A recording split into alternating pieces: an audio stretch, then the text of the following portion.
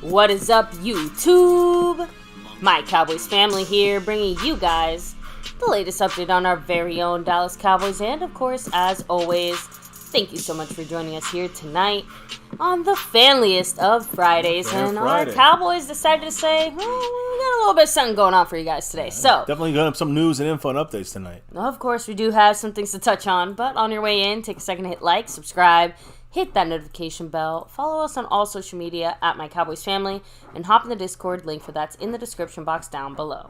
Yes, much love to everybody here joining us for another one here at My Cowboys Family on the nightly. We got to discuss about a couple things here tonight. Tomorrow is the finale of preseason, Game 3. Cowboys at home at AT&T Stadium, the Las Vegas Raiders coming to town to visit. For really just basically this is the practice squad game, I like to call this. So we're going to see some of the last couple of players that they kind of solidifying themselves on the 53, and we're going to see probably a majority of the practice squad guys are going to be on this team when we sign a lot of these guys back after cuts. So it's going to be interesting. You see some of the guys I want to keep an eye on in this upcoming game. I don't know if Stan Williams will play. He wasn't going to, but after that situation with him, he might be in there for a couple extra plays. We'll see. But everybody else, except for maybe number 5 on that screen, and Dak, of course, will not be playing. They won't be playing. Everybody else should be playing. Awesome Richards there, number 76. Of course, Deuce, 41.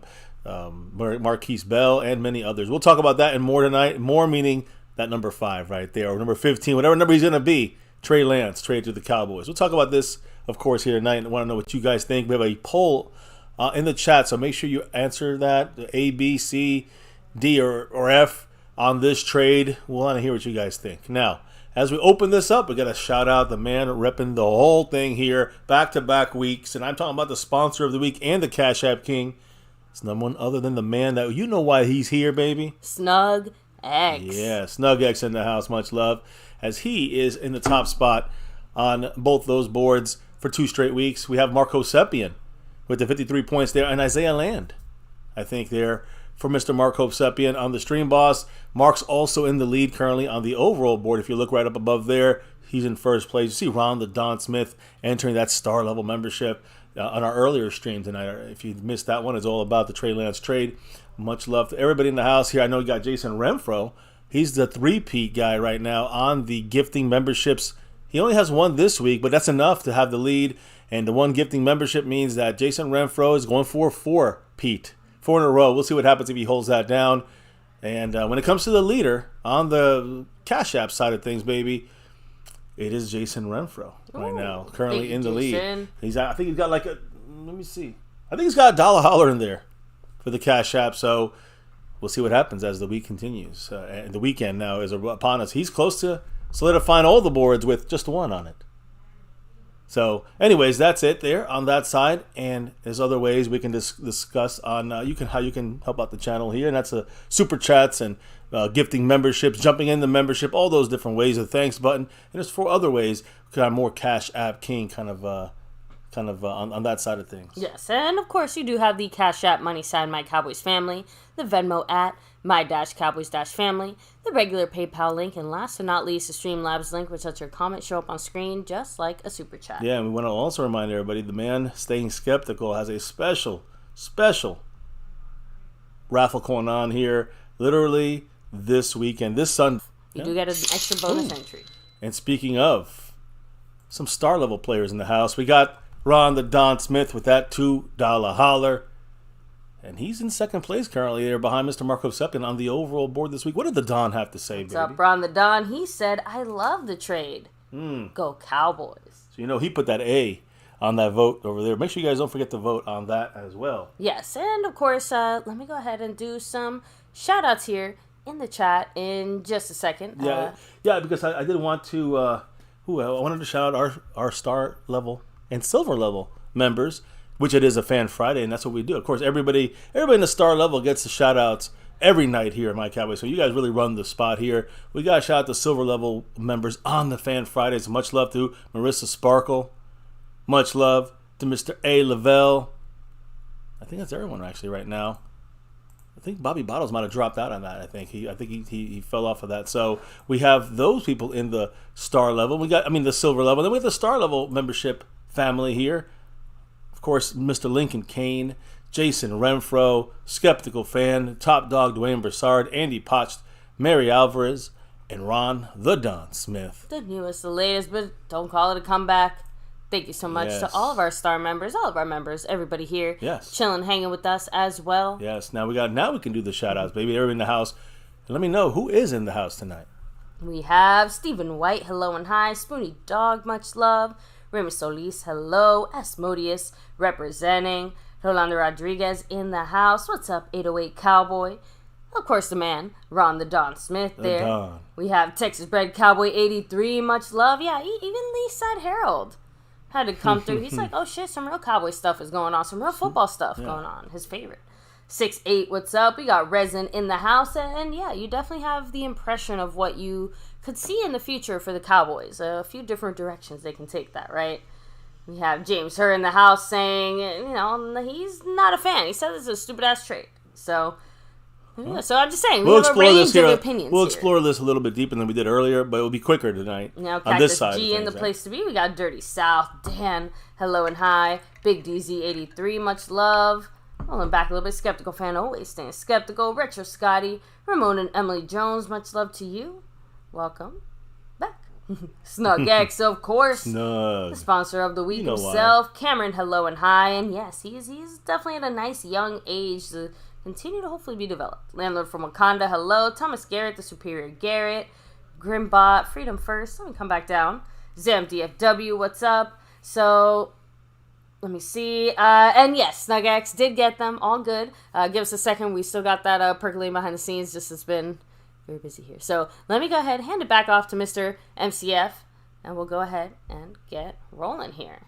All right. So let me also shout out here the NFL for a second. We watched that NFL draft show. I actually have a couple quotes from that. Oh, let me fix this.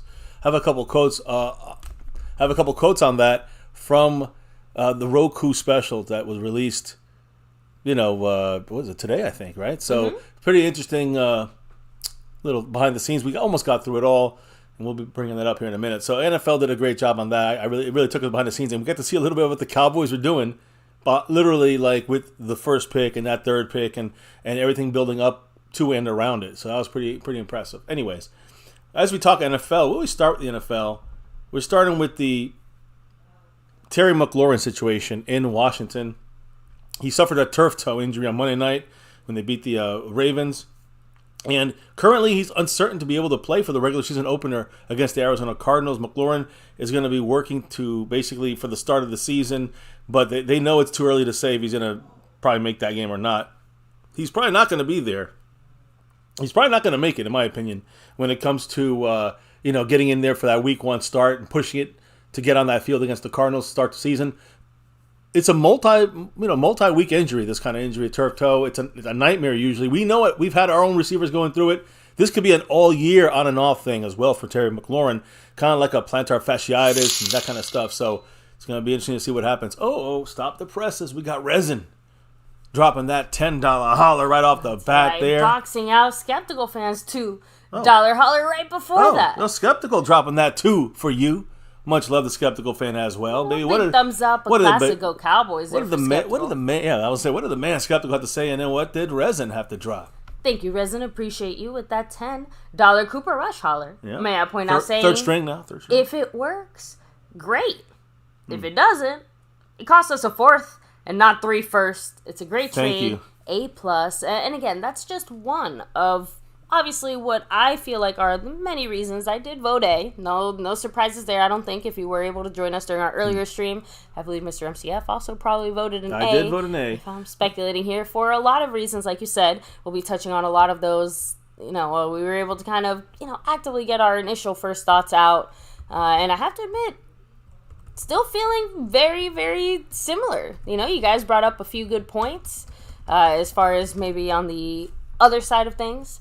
I think it's fair, but overall to me, actually, I think Dan kind of said it best here. Let me roll back here real quick. He said, anyone who thinks this is a bad trade doesn't know football. However, I do think there are bigger needs like linebacker and O-line depth. Agree like with I that. said, this being a good move doesn't negate the holes that we still have. Right, other moves that we still need to make in some shape, form, exactly. or fashion. This, to me, just hopefully gives me a little bit more hope that... We're edging that direction. Well, not just that, but that the Cowboys are at least possibly open to it, right? I mean, I kind of said it earlier, but I would be very, very complacent with just even like a small addition to some depth at the O-line. And I don't mean just like, let's just grab some random scrub. You know what I mean? So like bring in one of the handful of names that we brought up at least a handful of times here, possibly, maybe, right? But if the Cowboys have something else in mind, I don't know. I'd like to see what that possibly is and if it's actually viable.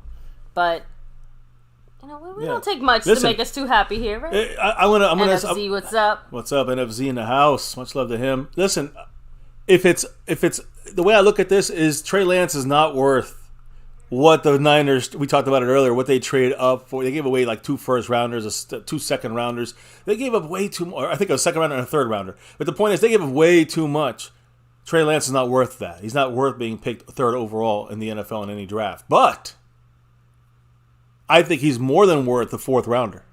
That's what I think the difference is. He was a 2nd-round grade by the Cowboys in the draft, and the Cowboys really liked him. So Schottenheimer, like I said earlier, had a connection with him when they were looking at quarterbacks in Jacksonville. He was the passing game coordinator for Jacksonville, so he got to spend time with all the quarterbacks. They ended up going to Trevor Lawrence, but he knows some insight as well in there, some inside information that the Cowboys, I'm sure, tapped when they were looking at maybe bringing in Trey Lance. And listen, I know I should not keep tapping myself in the back and say, yeah, good job, MCF. But I've been talking about this situation, not for a replacement for Dak, but as a backup for Dak. And I've been saying this since April, since before the draft.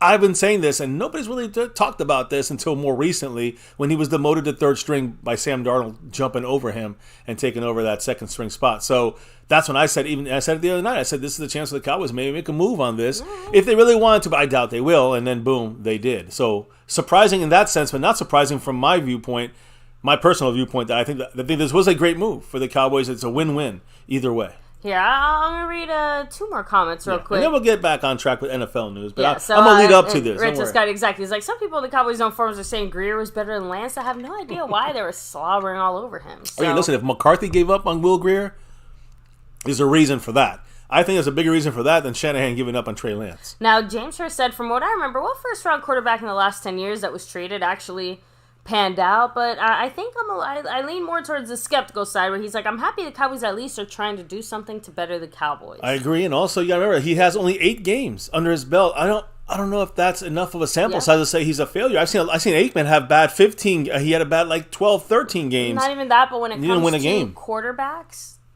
it is a little bit. I'm just saying, there's a little bit more wiggle room. He's still, you guys are all saying, or at least a few of you guys are saying here, he's still young enough and still has enough kind of possible upsides, question marks, metrics surrounding him that you can't just toss the whole baby out with the bathwater. But, that's why we're only getting him for a 4th-round pick, right? I literally just thought about this right now sitting here. I know maybe I'm maybe a little slow, but he reminds me of a little bit, and maybe because of the Niners, and I'm not saying he's the same way as him, but Colin Kaepernick. Kind of like, he's got the skill, he's got the mobility, he's got a strong arm.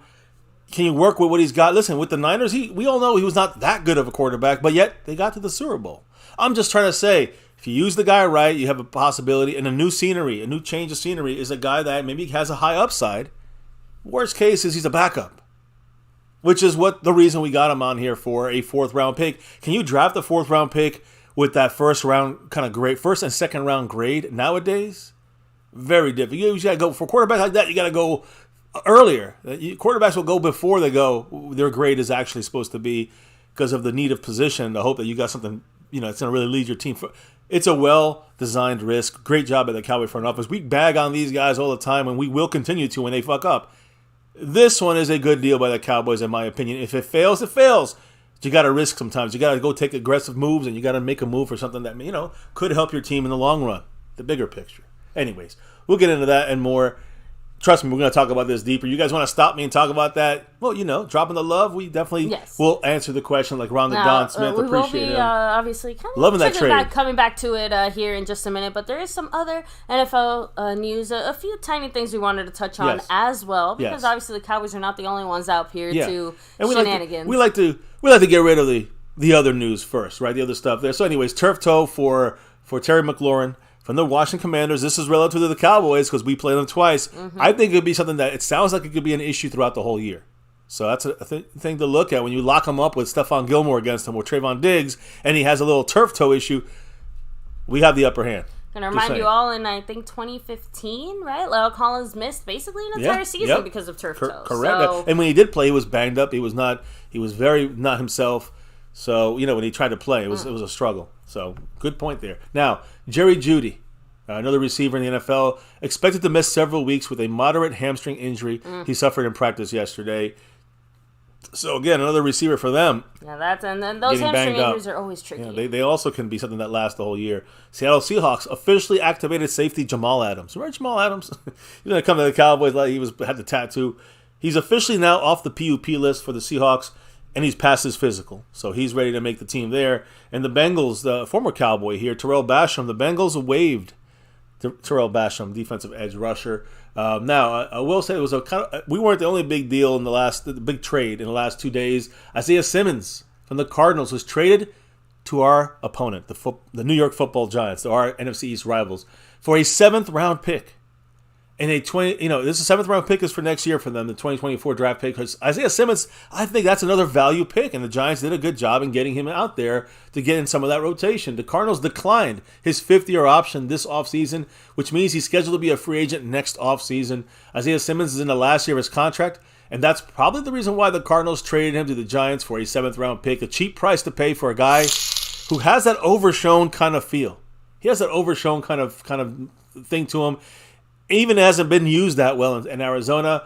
I'll go through a little bit more because he's a Giant now.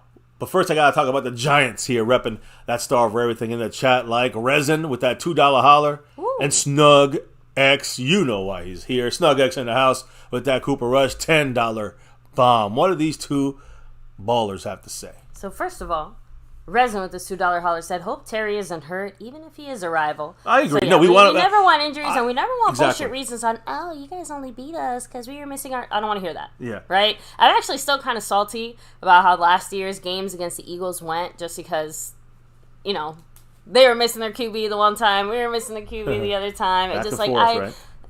I don't want there to be any doubt about how much better we are than the NFC East. Agree.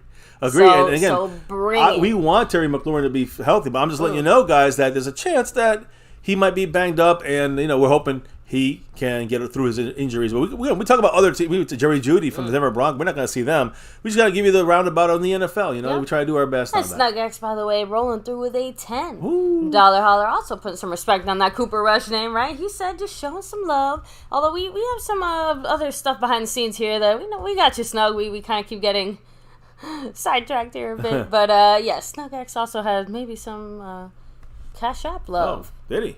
Is he coming for the Cash App? Yes, he is. He is. Well, he dropped. He had two $20 Tony Pollard hollers earlier. Guys, literally happened right as we were kicking things off. So just between Mr. MCF and I just did not get the chance to mark it on here because it was a little... Now SnugX. A little sneaky Cash App drop there by SnugX. You know, he moves it. Slide silence like lasagna. Slide dog. No, much love to him. Snug, appreciate you. Now Snug, with that drop right there and the other drops on the board, second place on the overall board, and first place on the Cash App board. Boom as he enters the room. Ooh. Making the move right there on Marco Sepien in multiple directions. Quick, fast. Much love to SnugX. Second place for the man there. As Resin is in 6th, Jason Renfro in 5th, Amazing Games in 4th, Ron the Don in 3rd. Of course, like I said, SnugX in 2nd, and Marco Sepien still in 1st place, edging everyone out. So it's still going on like Donkey Kong. Appreciate you, Snug. Man, I got to put his Cash App here. Let me bang it up. Boom. Much love, SnugX. Once again, doing it up big. Appreciate him. With the drops of the night so far, Marco Sepien to 47 points currently on that board. So... let's keep it going here. Again, Isaiah, much love to you guys. Anything else said from Snug other than, you know why? Just showing some love? You know why he's here? That kind of stuff? Go Cowboys? He said, you know why I'm here. Oh, and that also you are a very lucky man, Mr. MCF. Oh, well, thank you, Snug. Appreciate you, brother. Jason Renfro coming through here. He has his own $2 holler Go Cowboys drop. Much love, Jason Renfro, who right now, is currently the gifting champion 3 weeks in a row, going for 4. He's in first place. Much love to him as he is, and right now in third place on that board overall, and getting closer to. Let me just make sure here. Actually, he just made a jump right there into third place. So kind of rolling back here. Fourth place. I'm sorry. Let me hit up the chat. Let me see. Let me see. Grimboss said rookie first-round quarterbacks often get burned by their teams pretty quickly. Yeah, so they get, especially if you feel like a bust, it's like they go downhill. If the 49ers were not willing to invest the kind of time, effort, or energy into Trey, or they moved on very quickly, didn't really give him a chance to find his footing, which I feel like that to me is more what happened. Like I said, the 49ers ended up in a situation where they kind of stumbled ass backwards into a QB that ended up being better than the QB they initially planned on putting out there. Yep. And they went with the hot hand. Yeah. I'm not saying it's right. I'm not saying it's wrong. I'm just saying that once it feels kind of like a relationship. You know what I mean? It feels like they got the ick, as the kids say nowadays, for Trey Lance. That's it. They saw him in a different light, and there was no going back to seeing him as the papi chulo anymore. So, if that's the case, the best way to do it is, let him be single and free and find himself someone who can appreciate him for what he's got. Yes. So, which, McCarthy says, I see the potential in you. I think it's also McCarthy sees that there's not much potential left in Will Grier. I think that's a big part of it, too. I think the Cowboys get the big ick on him and said, we'll give up a fourth rounder. We usually don't do these kind of deals. Give up fourth rounder. The Cowboys love fourth rounders, but not as much as they want to try to develop a solid backup for the Cowboys now and maybe something for the future. Yeah, and Resin, that's another good point, too. Like, if you're still kind of worried about the linebacker situation, like, you could easily make a mid-season trade if you're still not feeling confident about that and stuff like that. But that is why I still feel like if the Cowboys just give me an O-line move, I can live with everything else you've got going on. Look, I would not be surprised if the Cowboys go and grab one of the cut guys like at running back and at linebacker, but I want to see them make a move at O-line because I don't think the 5 guys we got right now that are bubbling to the top are not really the cream. So I think that, we got to keep looking for at least one more solid, knowledgeable offensive lineman out there. And hey, before we all start pulling out our AARP membership cards, hey, I keep forgetting how young he is, but beat my money set. He's only 23. Trey Lance? Only 23. Yep. So, didn't a receiver just get drafted this past year that was older than that, or a tight end, or a Yeah, I mean, Schoonmaker's 25. There we go. So, I'm just saying, like, we literally just drafted a tight end that's older than this guy. I'm just saying. He's Trey Lance, still a rookie. Will be okay he's the draft pick that everybody wants. The Cowboys wanted to get a quarterback this year. O'Connell was one of those guys. We got Trey Lance instead. We don't have to worry about next year getting another rookie quarterback to develop. We got one right now. Yeah, so Rolando Rodriguez right now, technically Brian Anger, our number 5. Pro Bowl punter, is number 5. You expect that with Real Greer getting the boot, as Montana is saying. The next here. 5 is 15. Yes, so I'm going to lightly assume for now he's getting 15. Of course, that could change, especially because remember, with the way that the cuts work now, you do have a few guys that are doubling up on numbers because instead of, I'm just saying, instead of a handful of cuts, he might have it's 5 just as well. One big cut. He might have 15. The point is that don't worry about anything until after the cuts. That's when they'll announce the new numbers. So even if the reason I say that is, let's say, even if he gets 15 for like a 1 to 2 day stopgap or some shit like that, after the cut downs, there's a chance his number could. What was his college number? Anybody know? I don't know his college number, but I don't know. It might have been 5. I don't know, but the point is, it's Brian Angers. Trey Lance got 5 on it. Anyway, back to you, baby. That's the new 5 on it now. Be Trey Lance. Yeah, so Montana, and yes, confirmed 100%, guys. Dallas already let Will Greer know that he needs to look for a new job. About it. We talked about it earlier in the stream. In our earlier stream, this is his last job. Yeah, guys, this is his interview right here. This is his today. They said that he's gonna actually later on. It's been confirmed he's gonna do the whole game tomorrow against the Raiders. So quarterback spot is not for us. It's for him. It's not for the Cowboys. It's for him to be picked up by somebody. And I guess the worst case would be he'll be maybe practice squad.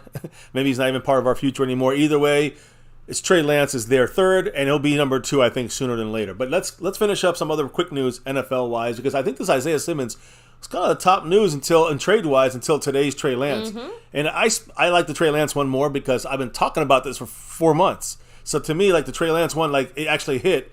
And I think that I had made some good points way back when I said, let's just wait it out and see what happens with his status with San Francisco. If they get to a point, they want him out, they're going to get him out somehow, right? So, and I do have to kind of allow me to toot your horn for you, baby, because... anytime, baby. But just because, again, we've been doing this for a little while here, and I think that you have done a really good job of anticipating some of the Cowboy needs and some of the possibilities of our front office. And the fact that you called it, where you said...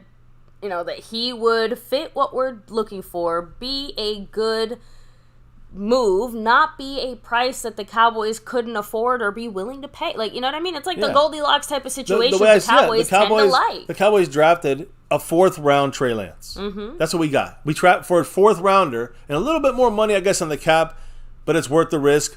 A 4th-rounder named Trey Lance, who's a 2nd-round grade at worst. Again, he could be a bust for a number 1 pick, for a 3rd overall pick. Is he a bust for a 4th rounder? We're going to wait and see on that. Retro, exactly. If Will Greer's completion percentage is worse than Trey Lance, who played 5 seconds, right? 8 games for Trey Lance. 5 touchdowns, 3 interceptions. Lance has a 55% completion. Listen, I'm just saying, even just like that, he's also very mobile. Already is better than Greer. We're gonna break it. I promise. I know. I promise. We're gonna break it down for you guys. But you guys keep throwing things for us to read. We're gonna keep reading them. So that's what it's about. It might be a 4-hour stream tonight. Isaiah Simmons, though, I do think that is a good deal for the Giants. I can't front. Oh no, the Giants they suck. I'm saying that was a good deal for them. A 7th rounder to get Isaiah Simmons, who can play overshown who has the ability to cover and also kind of pass rush and play linebacker a little bit Micah Again, not Micah, but I'm saying kind of the role of Micah. Cheap prices. We were able to give him a try like that on defense when they got Wink Martindale, and their defense gotten better. So I do think that, again, he has some plus side. It's a good deal. But let's look at the reality of him in Arizona. His career pass rush win rate, under 10%. This guy was always blocked. He didn't really do good as an edge defender, but he did well as a blitzer. Again, a linebacker that blitzes. Isaiah Simmons, when you look at his run defensive grades over the last 3 years, there's not a sample size. This is his career in the NFL with the Cardinals. Through PFF, he graded in 2020 57.6. That's horrible. But then he went to 42.3 in 2021, and last year was 47. The grade. I mean, this is failure across the board, stopping the run for Isaiah Simmons. Part of the reason the Cardinals moved him out of the box because he could not stop the run. So the Giants got kind of a safety here in a way, right? And Isaiah Simmons, they plan to use him as a linebacker, but he's bounced between linebacker and safety in Arizona. When he played box, when he played edge rusher, he was not good. So keep that in mind in the NFL. An NFL executive said this is a perfect, quote, perfect project for Wink Martindale. So the Giants are happy about this. I don't blame them. It's a good pickup. And the Cardinals weren't finished because the Cardinals, they traded. They're having a fire sale, I think. Cardinals sent offensive tackle Josh Jones. He had 11 starts last year. Sent him to Eastside Harrell's Houston Texans. He's in the final year of his rookie contract. The trade compensation update on this is that the Cardinals sent Josh Jones and a 7th-round pick to the Texans for a 5th-round pick. So the Cardinals and Texans seem to be making a lot of trades. The Browns then got another deal from the Cardinals. The Browns, or I say they made a deal with the Cardinals. Yeah. The Browns traded quarterback Josh Dobbs and a 2024 7th-round pick to the Cardinals for a 2024 5th-round pick. The Cardinals were active today when it came to making deals. Yesterday. It was yesterday, by the way. So, look, let's be honest. They're blowing shit up over there. Yeah, I mean, it's a fire sale over there. Now, look, the top offenses in the NFL for this upcoming season, according to NFL.com, the Niners, they have listed as number 1. Okay. Chiefs number 2, Bills number 3, Eagles 4, Jaguars 5th, the Bengals 6th, Jets 7th, and then our Dallas Cowboys 8th, right in front of the 9th rated Los Angeles Chargers. So top 10 offense, I like that. I don't mind that. Listen, like I said in the years past when our offense was number 1 or 2, I said, well, we need our defense. If we get in top 10 defense, we're set. Now it's a reverse. We have a top 1 or 2 defense. Let's get our offense in the top 10. We'll be fine. If we have all our starters in this McCarthy scheme, we'll be a top 10 offense. We'll leave it at that. I don't mind that. It's not best teams. This is offense. You throw our defense in there, we're like top 1 or 2. That puts us overall like 4 or 5.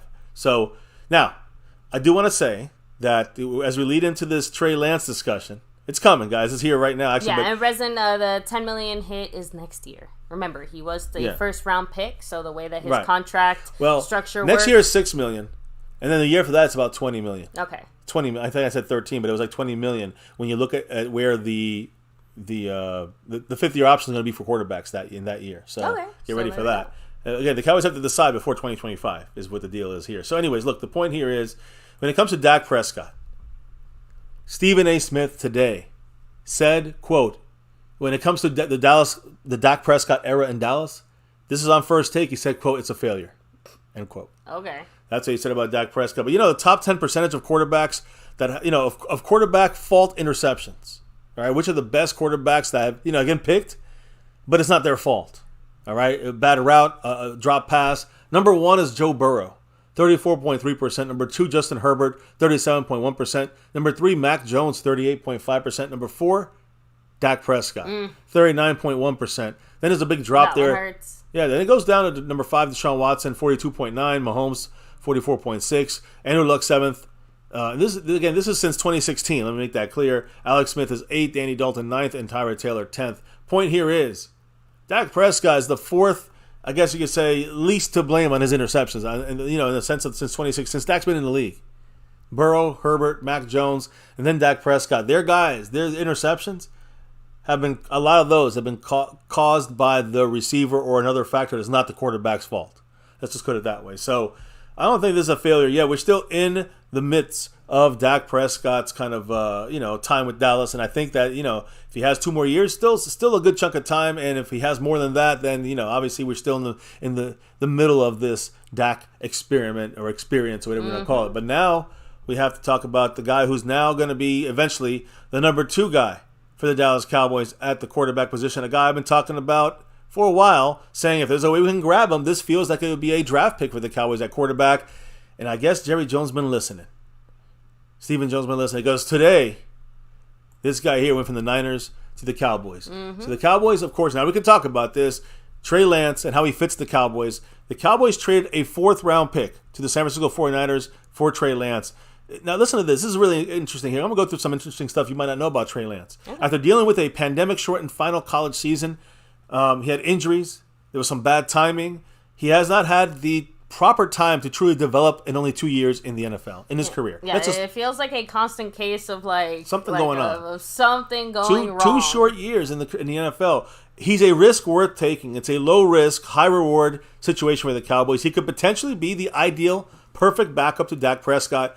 He could also be a valuable future trade asset. Keep that in mind. If we keep Dak and keep going forward, that's fine. But doesn't mean you waste it. Yeah, now we have this amazing guy that, he's a starter for some teams. For a 4th-round pick. But what are other teams? Basically, we invested the time and the effort to train him up and get him to a point where other teams coach him up. Are wanting him too. And if they're going to want to start him, listen, right now nobody wants Cooper Rush starting. No. If they did, he would have got more than $2 million from the Cowboys. So I'm saying he's not a starter, and this is a known thing.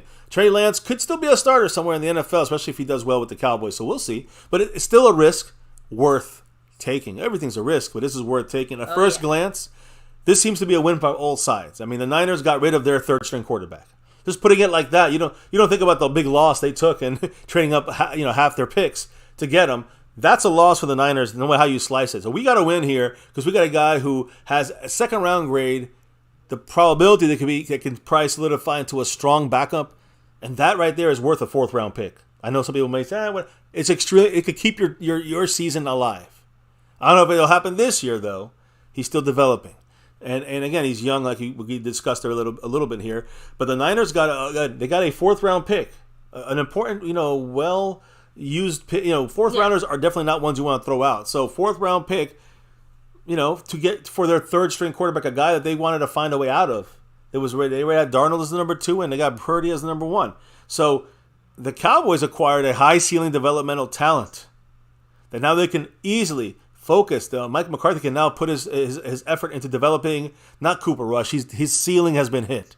Will Grier is not the guy. He's had 2 years under McCarthy. This is about McCarthy replacing Will Grier with the developmental guy, and this is him. So, behind Dak Prescott in the same kind of mold of some of the system stuff you're going to be seeing, some of the style of coaching that McCarthy's going to have there for Dak, and some stuff Dak's going to teach Trey Lance himself. So again, he gets a fresh start. Trey Lance now gets a fresh start that obviously he desperately needed. We know this without question. Now that's just kind of the quick overview on him. There was initial stuff that came out today, literally during the Niners-Chargers preseason game, the final game, and it was GM from the Niners, John Lynch, talking about Trey Lance, and he basically said, he spoke about this preseason on the broadcast. He spoke about the whole situation with Trey Lance. But what did he say? He basically kind of insinuated that it was kind of what we mentioned earlier. It wasn't that anyone sucked or anything, just a series of unfortunate events, right? John Lynch said, quote, "It wasn't for a lack of effort on Trey's part or on our part that it didn't work. Circumstances took hold and he struggled through injuries, and this team's ready to win." So adding in there, really hard day, such a wonderful young man. We took a shot and it didn't... What? No. I think it's just this part, but okay, go ahead. No, I didn't know you were doing that part as well. It's all right. Go ahead. The whole quote is here. So like I said, we own that and we take accountability for it. But I think you guys do, his story is still very much unwritten. I'm excited for Trey. Dallas stepped up and really wanted him, and they came after him. And I think it's going to be a great landing spot for him. I can tell everybody it wasn't for lack of effort, right? So we like our quarterback room. We like Brock Purdy a lot. We like Sam Darnold. We like Brandon Allen. So we wish Trey all the best in Dallas. We'll always take care about that young man and admire his work ethic and the person that he is. Man. I mean, again, it sounds to me like it was not a total failure with Trey Lance. I think some people have called him a bust. This one sentence, I think, sums it up. He said it. Circumstances took hold. He struggled through injuries, and this team's ready to win. The 49ers, do not have the luxury of kind of sitting there and waiting for Lance to develop. They have a team right now that needs somebody right now. So I think that's part of the circumstances. Like you said, injuries, a lot of players really suffered in that post-Rona year, that they had their season cut short or they declared for the draft a little earlier, right? So there's a lot more development to happen there. And see, that's the football is absolutely about what you're doing for me right now. But here's the thing that's crazy, right? So if you have I'm trying to think, Ryan Lee, not Ryan, I don't want to say Ryan Lee, but let's say Troy Aikman, something like that. When we got Troy Aikman, we had to develop into a couple of years. He was Super Bowl, ready, but the team was not Super Bowl ready. Far from it. We were 3-13 the year before Aikman came to Dallas. Yeah. So we were not a good team, and he came on a team that he had to develop with a bad team. Now, they didn't have Trey Lance time to develop. He had to be a hit or miss guy, and he was a miss because he was a second-round pick. That would have been fine. Second-round pick, they could have developed him, but they did not get him for that reason, and that's the key here. So the Cowboys got Trey Lance, the fourth-round pick, barely 2 years in the league, 8 games. No tread on the tire, still young. And still there to mold and develop in the NFL style of things by one of the best quarterback developers in Mike McCarthy. So And I think it's a great. He also has someone like Dak Prescott next to him there to help him, guide him, and pick up some good stuff as well in the NFL. So look, when it comes to Trey Lance, the lack of experience is the biggest hit, like right off the bat, right? He attempted less than 200 NFL passes right now. So he has less than 200 passes in the NFL. Look, he's basically a rookie. And that includes preseason, by the way. He's basically a rookie. Again, brief college career. He played for North Dakota State. He played only 19 games in his college career. He had one appearance. One appearance during his COVID-shortened season in 2020. And I think that, you can see San Francisco's failure here. They were not ready to take a guy who needed this kind of development, off a COVID season like that. And, no real 19 games to his name. That's it. Now 8 in the NFL. So his journey to this point, guys, has been extremely different, unique, right? He battled injuries, poor timing, bad luck. And since high school, now I'm talking about high school, college, and NFL, he's only attempted 608 passes in his life. So he's obviously extremely raw. I mean, McCarthy's maybe the best thing that happened to him. So, yeah, someone who seems to be willing to put in the effort to, hopefully train him up a bit. Yeah, I mean, you got to coach him up in that way that, he needs to kind of see the field better. And we'll see how much it's going to help because Dak's kind of somebody already in his way. I know, but McCarthy this is different with Trey Lance. It's like he's molding him from the start. I know, and let's be honest, so McCarthy does consider himself a bit of a quarterback whisperer, you could say, or at least a quarterback specialist, right? So at least for him, this is right up his wheelhouse. It's something that I'm assuming is, again, one of the many, many, many reasons why it just made sense for us to get him. It's funny when you look at Will Grier was his developmental quarterback. Now you're going to Trey Lance. Talk about an upgrade. Huge upgrade. I don't think that people understand. That's why we're excited. Not because he's not coming for Dak's job anytime soon.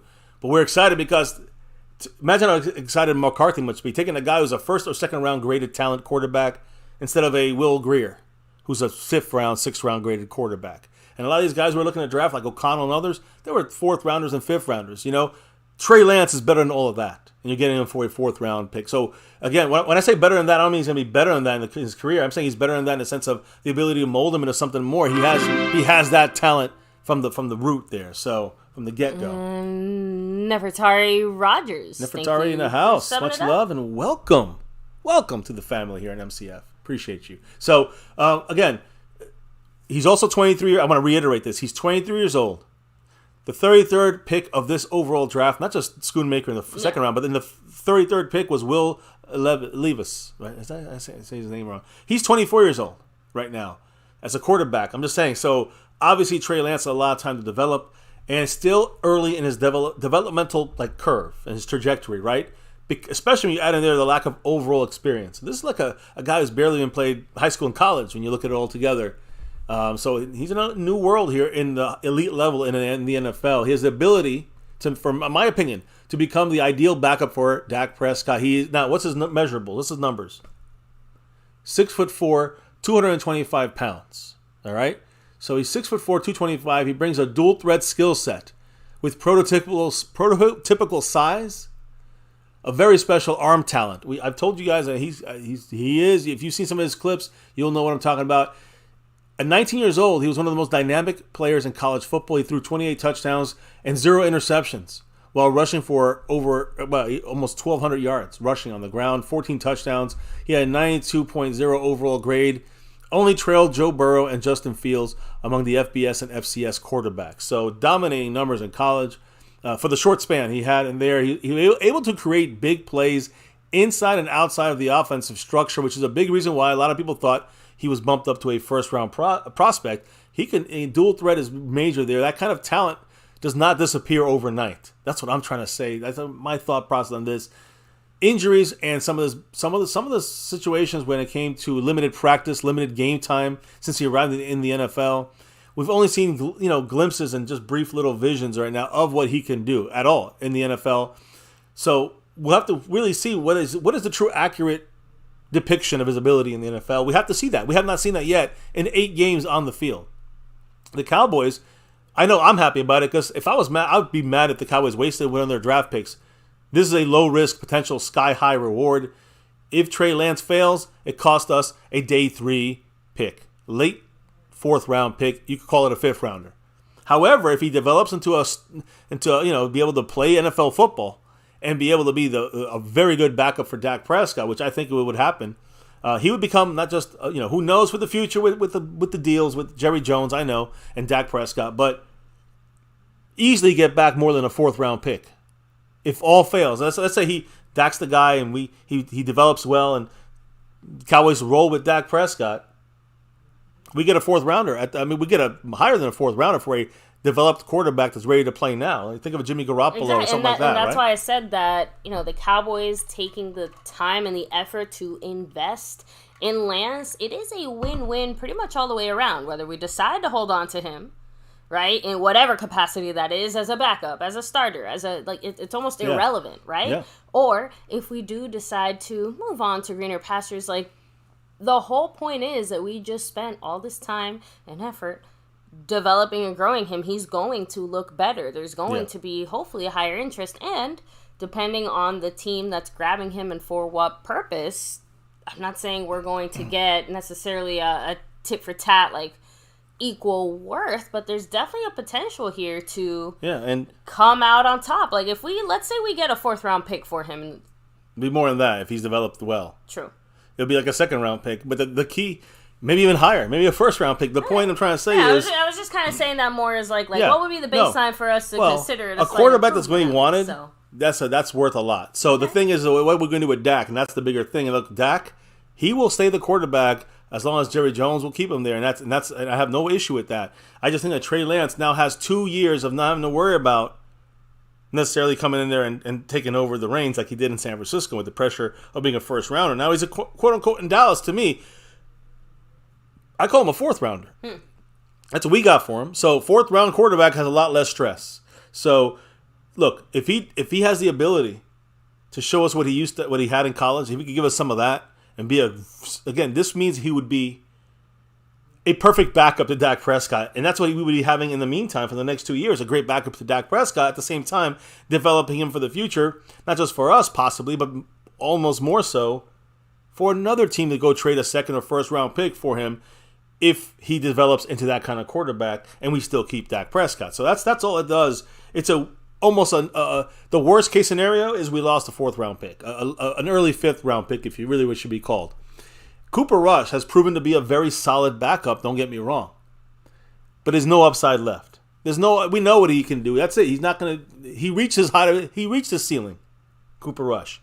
Trey Lance is far from that. Just reached his ceiling. Yeah. Let's be honest. To me, it feels like Cooper Rush has been exceeded slowly. Well, I think he's taken inches backwards. Not necessarily in a bad way. It's just that as he continues to kind of stay where he's at and other pieces continue to improve, it just he looks worse. And it seems like, at least now that McCarthy's running the offense, I just don't see him looking or being as good in that. Not because, McCarthy's offense is somehow worse or whatever, but just because Kellen Moore's offense really suited Cooper Rush, I think, in a lot of ways. I think, again, I'm going to say this, I think Cooper Rush is not going to be fitting for being mobile. But I do think he actually did it. But I also think he did a great job managing this offense down the field, 17 plays against the starters of Seattle. I'm not, Cooper Rush is the backup. That's the way I see that. But Trey Lance has the ability, the mobility that makes him more like a replacement for Dak if he goes down than Cooper Rush. And I'll explain that in a minute because I have that stuff on that as well. But I just want to make sure that when it comes to Cooper Rush, the reason I say he kind of went past his abilities because I think he did that under McCarthy last year in the season when he didn't have a great, he had 5 games, right? But he had 4-1 record. But they were really bad offensive showings. But McCarthy found a way to getting a below average quarterback, be able to kind of keep us in the game the whole time without blowing it. I think Kellen Moore, we would have blown the game in the 2nd quarter. The game's over. We'd had 4 interceptions from Cooper Rush by then. So I think McCarthy knew how to manage that situation, and that's why he got the most out of Cooper Rush. I think Kellen Moore, if he had full grasp on that, it would have been a disaster. But what I'm trying to say is that Trey Lance is a much higher ceiling than Cooper Rush, without question, right? And to me, it's untapped potential because of the limited sample size. But Will Grier, right, the current developmental guy, to me, talent perspective-wise, not even in the same zip code. Not even in the same area at all. Than someone like, when you compare Will Grier to this guy, it's an upgrade just on that spot. We got a third rounder, and we replaced Will Grier. That's a huge upgrade. I don't think people understand sometimes the big deal here. So, it's, again, to me, it's not surprising the Cowboys front office decided to do this. I'm talking about Jerry and Steven. For some reason in their mind, thinking that they might have thought maybe, hey, this would be a great way to use this in the Dak Prescott negotiations in some shape, form, or fashion. Right now, it does nothing. Trey Lance does nothing for the Dak Prescott negotiations, just so Jerry and Steven know and anybody out there. At least in his current state. Yeah, so that's what I'm trying to say right now. But look, here's the thing. Dak has the leverage, and it's going to continue that way. That's the way it's going to be. The Cowboys, the front office did this to themselves. But if a fully healthy, non-injured Trey Lance starts to develop quickly under the Cowboys, Mike McCarthy's tutelage, the Cowboys could already kind of frame this, the front office could frame this as, hey, we got our ready-made replacement for Dak Prescott. We can move on from Dak now. We got Trey Lance. That could be their goal in the future for the Joneses. Not for McCarthy, but for the Joneses. McCarthy wants to just develop a good quality quarterback, and Will Grier ain't it.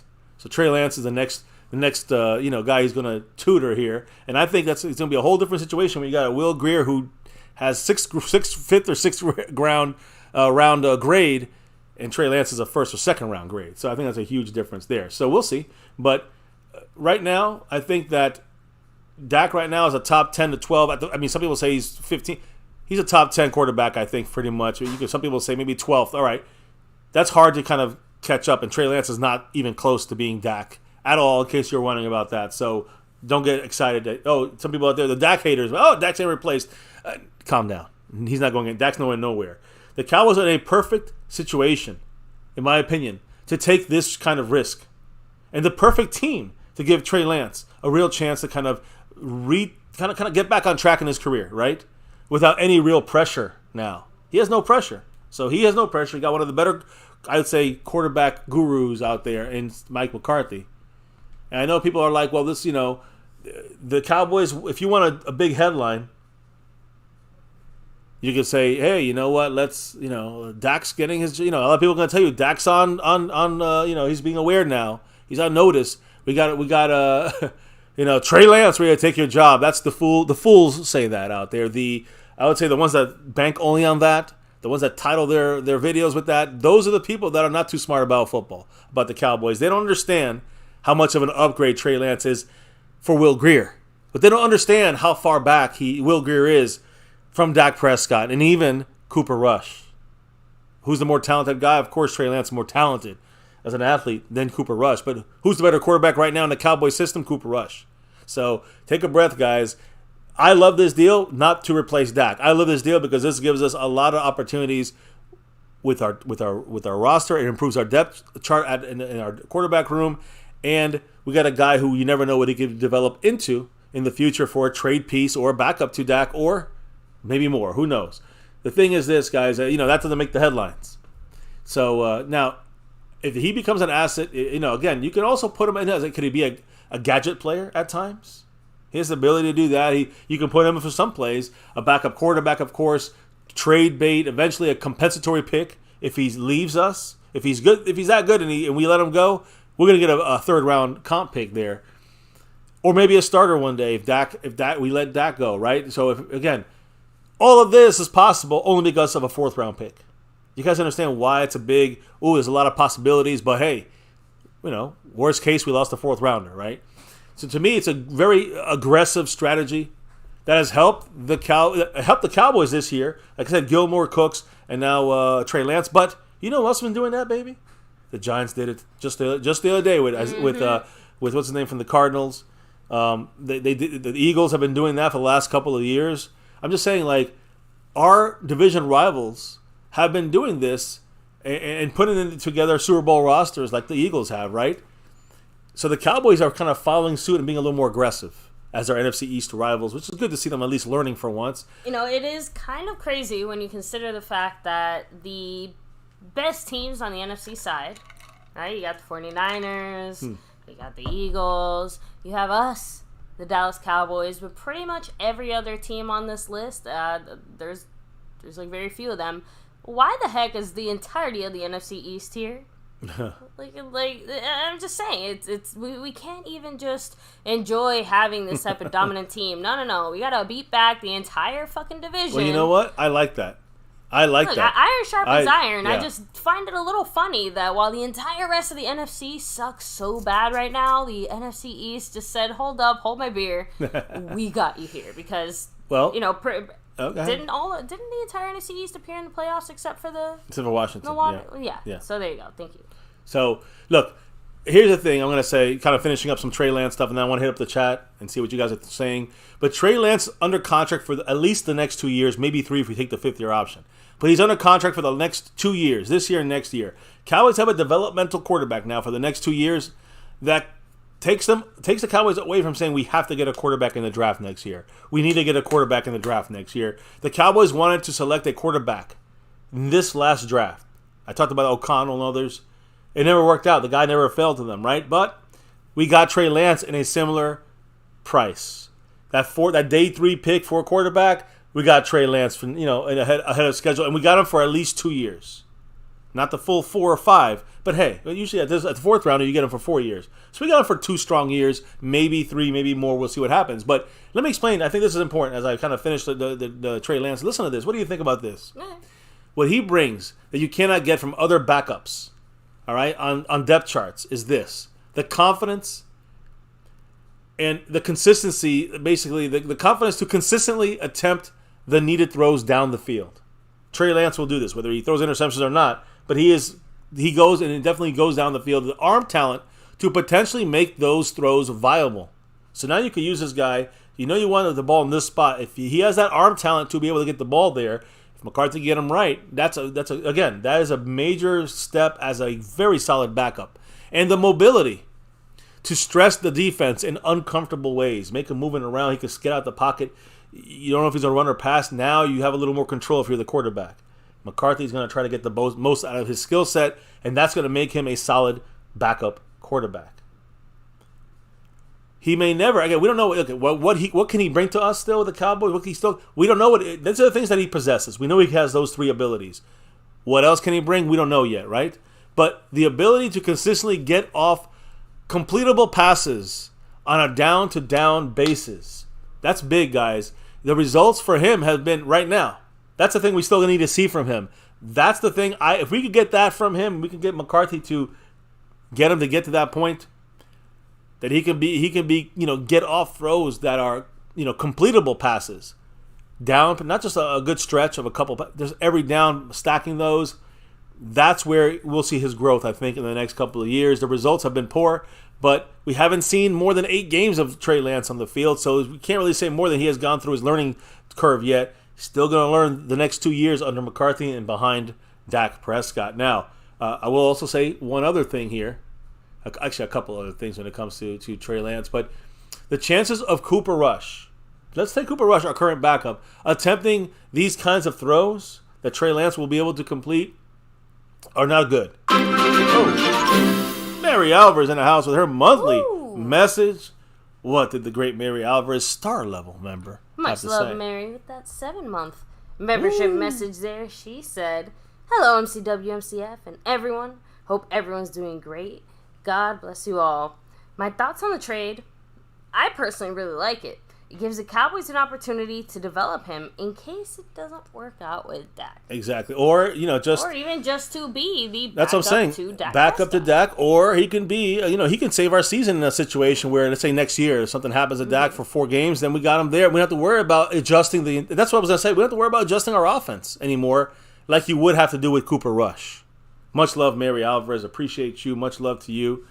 And let's actually bounce off of that, because that's what I kind of wanted to say. So Cooper Rush being able to kind of, get some of these throws done and be mobile in the pocket is something you're never going to see from Cooper Rush. You can see that obviously from Trey Lance.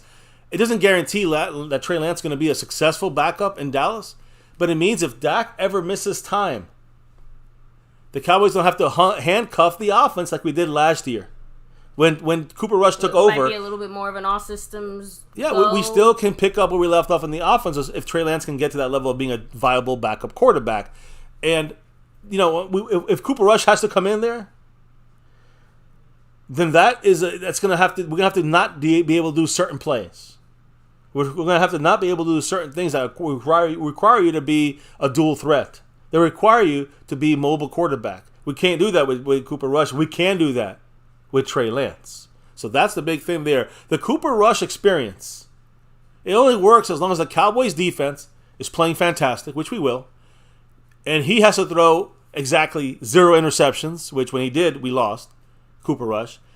And the offense would have to benefit from maybe a more than usual amount of defensive penalties so they get some breaks to move the ball and keep, some third downs, maybe get, some third down defensive penalties on the opposing defense, helped Cooper Rush move the offense a little bit in that 5-game stretch. So is that a sustainable formula? Hell no. So Trey Lance is the guy to upgrade this, and I think he will. I truly do believe that.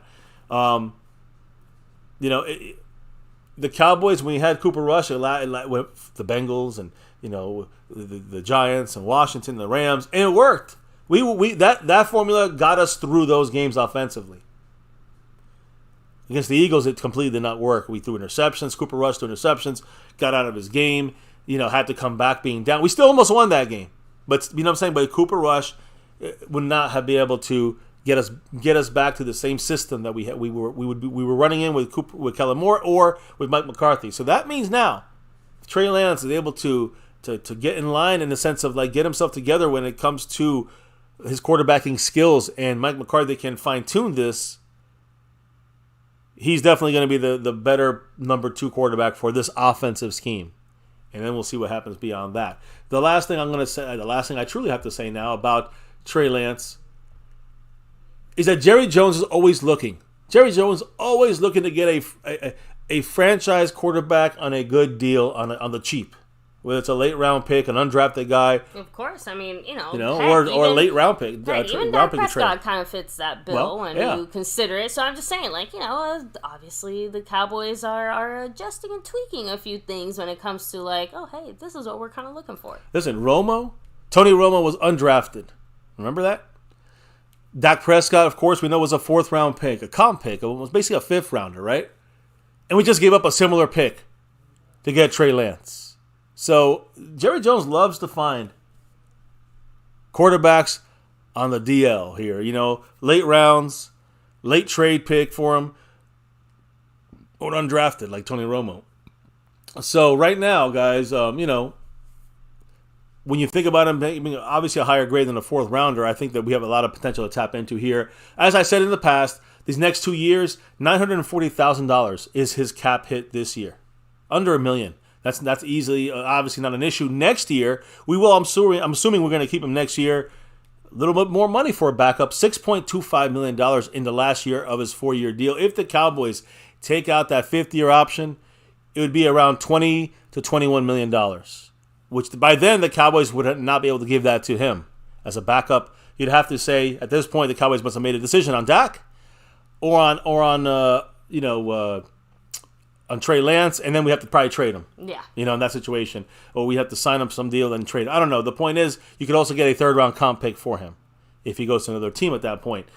And just to reiterate, and as we get ready to talk about more than just, Trey Lance, the Cowboys spoke to Will Grier today before the deal for Trey Lance was made public to everybody, and they let him know how it went down, and basically said that he's not going to be on the Cowboys. Will Grier will not be on the Cowboys going forward, but he is going to play from start to finish all the snaps in tomorrow's game against the Raiders. All right, basically his farewell game. So maybe any thoughts from you? I think you kind of made yourself clear. I'm kind of done with all my stuff. I think I made myself clear. I want to hear a quick couple of comments from the chat. Yeah, of course. Raymond and Emily Jones said Trey will be starting by the 5th-year option. So depends if the Cowboys sign Dak for an extension or don't. If they sign him to an extension, then he won't be. Yeah, I still land very firmly in the camp of, he's there to possibly alter some of the Dak negotiations, but when push comes to shove, we're still going to end up right back where we expected, with us extending Dak being our starter, and hopefully adding some hardware to that Prescott, right? So, like I said, Lance impacts it, of course, but I think people are way overestimating the type of impact that he's going to have in that situation. Yeah, I think so, let's hope he's a solid backup quarterback. Let's go with that first. Let me see. Roland Rodriguez said that he's just another Carson Wentz. Well, if he is, he's our backup. That's all.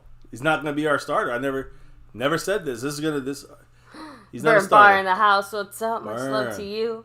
I don't know anything about that gang. So, rolling back here, Cam DC Farrell said Vaughn should try rain kickoff return again one more time. Who? Vaughn? I'm guessing Deuce Vaughn? Oh, yeah. Should be running kickoffs. Yeah, he'll be doing that. Maybe so we'll see about Alvarez, tomorrow. Of course, much love. Take it easy. Just kind of rolling back here. So, Ramon Emily also saying that by the time he picks up the playbook, there's not really any mid-season struggle. Well, again, pretty sure Trey Lance will not be taking over the Dak Prescott, reigns anytime soon. Again, at the earliest, it'll be in 2 years. If Dak doesn't get a new deal, then that's the plan. If the expectation is Dak will get a new deal, and Trey Lance will be the backup, and we'll have to figure out a way to work his contract. Probably not get him on a 5th-year option. Maybe just sign him to an extension after his 4th year as a backup quarterback to the Cowboys. We'll see what happens, but there's no real loss in getting Trey Lance, and as long as we all keep it in mind, Dak Prescott's going to be the starter. As long as number one, he's getting $40 million a year, and number two, he gets an extension from Jerry Jones. It's going to continue going. So we know that's going to be the way that goes. Okay, so I guess we can move on now. I do want to make a mention of some injury situations the Cowboys have. Wide receiver David Durden underwent an MRI today, has been diagnosed with a torn ACL, as we kind of figured. This was yesterday. He went through this. So, again, the 3rd guy in a row we've lost for this, of course, of Overshone and John Stevens. So that's 3 guys in a week we've lost to torn ACLs. And specifically, actually, the 3rd rookie we've lost in the last 5 days. Durden is the 3rd member of the Cowboys, rookie class to be out for the year due to this exact same injury. Now, so as far as Durden is concerned, he's 24 years old. Started at West Florida following a brief minor league baseball career in the Boston Red Sox organization. The Red Sox drafted him in the 20th round in the 2017 MLB draft. Then he signed with the Cowboys in April, began the transition from Division 2 to the NFL style football. Obviously, a whole different world. I will say this though, he would be financially protected. Receives $450,000 split salary for injury. So at least he gets $500,000 around that to have tried out and made it this far with the Cowboys. Now I do want to say another situation here I got to bring up that we got to pick up on is this guy right here, Sam Williams. We get more information on the Sam Williams situation. Frisco police said that Sam Williams was pulled over on Sunday afternoon for driving a radar-detected 71 miles per hour in a 45 mile per hour zone. He did not have his front-mounted license plate or a visible registration sticker. The controlled substance he had was for a THC vape in his vehicle, so basically an oil or concentrate. Unlawful carrying of a weapon was also there for having a handgun and THC marijuana at the same time. So it was more the combination of things. I think was made exactly. It's unlawful to carry a gun when you have THC with you. It was just the one thing. Although I do want to make it clear, I've said this before. I'm gonna say it again. If you're going to commit a crime, maybe only pick one at a time to commit, because, like you said, it's like the overall combination of these things. That's still very, very fast for. That's why he got speeding wise. Well, that's what I'm trying to say is that listen. That's what I'm trying to say. He was the reason why it was unlawful carrying of a weapon. The reason it was unlawful carrying of a weapon. You said it was because of I assumed it was some kind of a lack of concealed. Yeah, I just want to make sure. The reason he got that charge was because he had a felony THC amount in his car. The combination was what made it unlawful. He couldn't carry the weapon when he has illegal drugs on him. That's the whole situation there. That's why it was like that. So he also had marijuana though. on his possession. Like he had the leaf, he had the oil, and he had a gun. All right, so he had all the paperwork. He had everything was fine. But again, it was a Glock handgun with 14 9mm rounds. And again, the officers did this, pulled him over for speeding. There's no profiling there. He was pulled over for speeding. I mean, he's going 71 in a 45. You're done. I don't care who you are. And he was booked and arrested without incident. He was released on $1,500 bond. The important thing here from the front office, you have to be careful if you're Sam Williams. You cannot be continually involved in poor decision-making stuff here, off-the-field issues. That puts your availability for the Cowboys to count on you in jeopardy. Mm-hmm. And Cassie, you're right. In California, it is legal recreationally. But in Texas, and no. Medicinally. But in Texas, heck to the no. They are not fans of the devil's lettuce there. So just throwing that out there. That yes, the laws have not caught up. And like we kind of said, had it been just the one thing, maybe they would have been a little more willing to let it go a bit. Yeah, it's more about the fact that we know that it's a stupid law. Texas is backwards with their laws. I don't care if you live there or don't. I'm going to say it.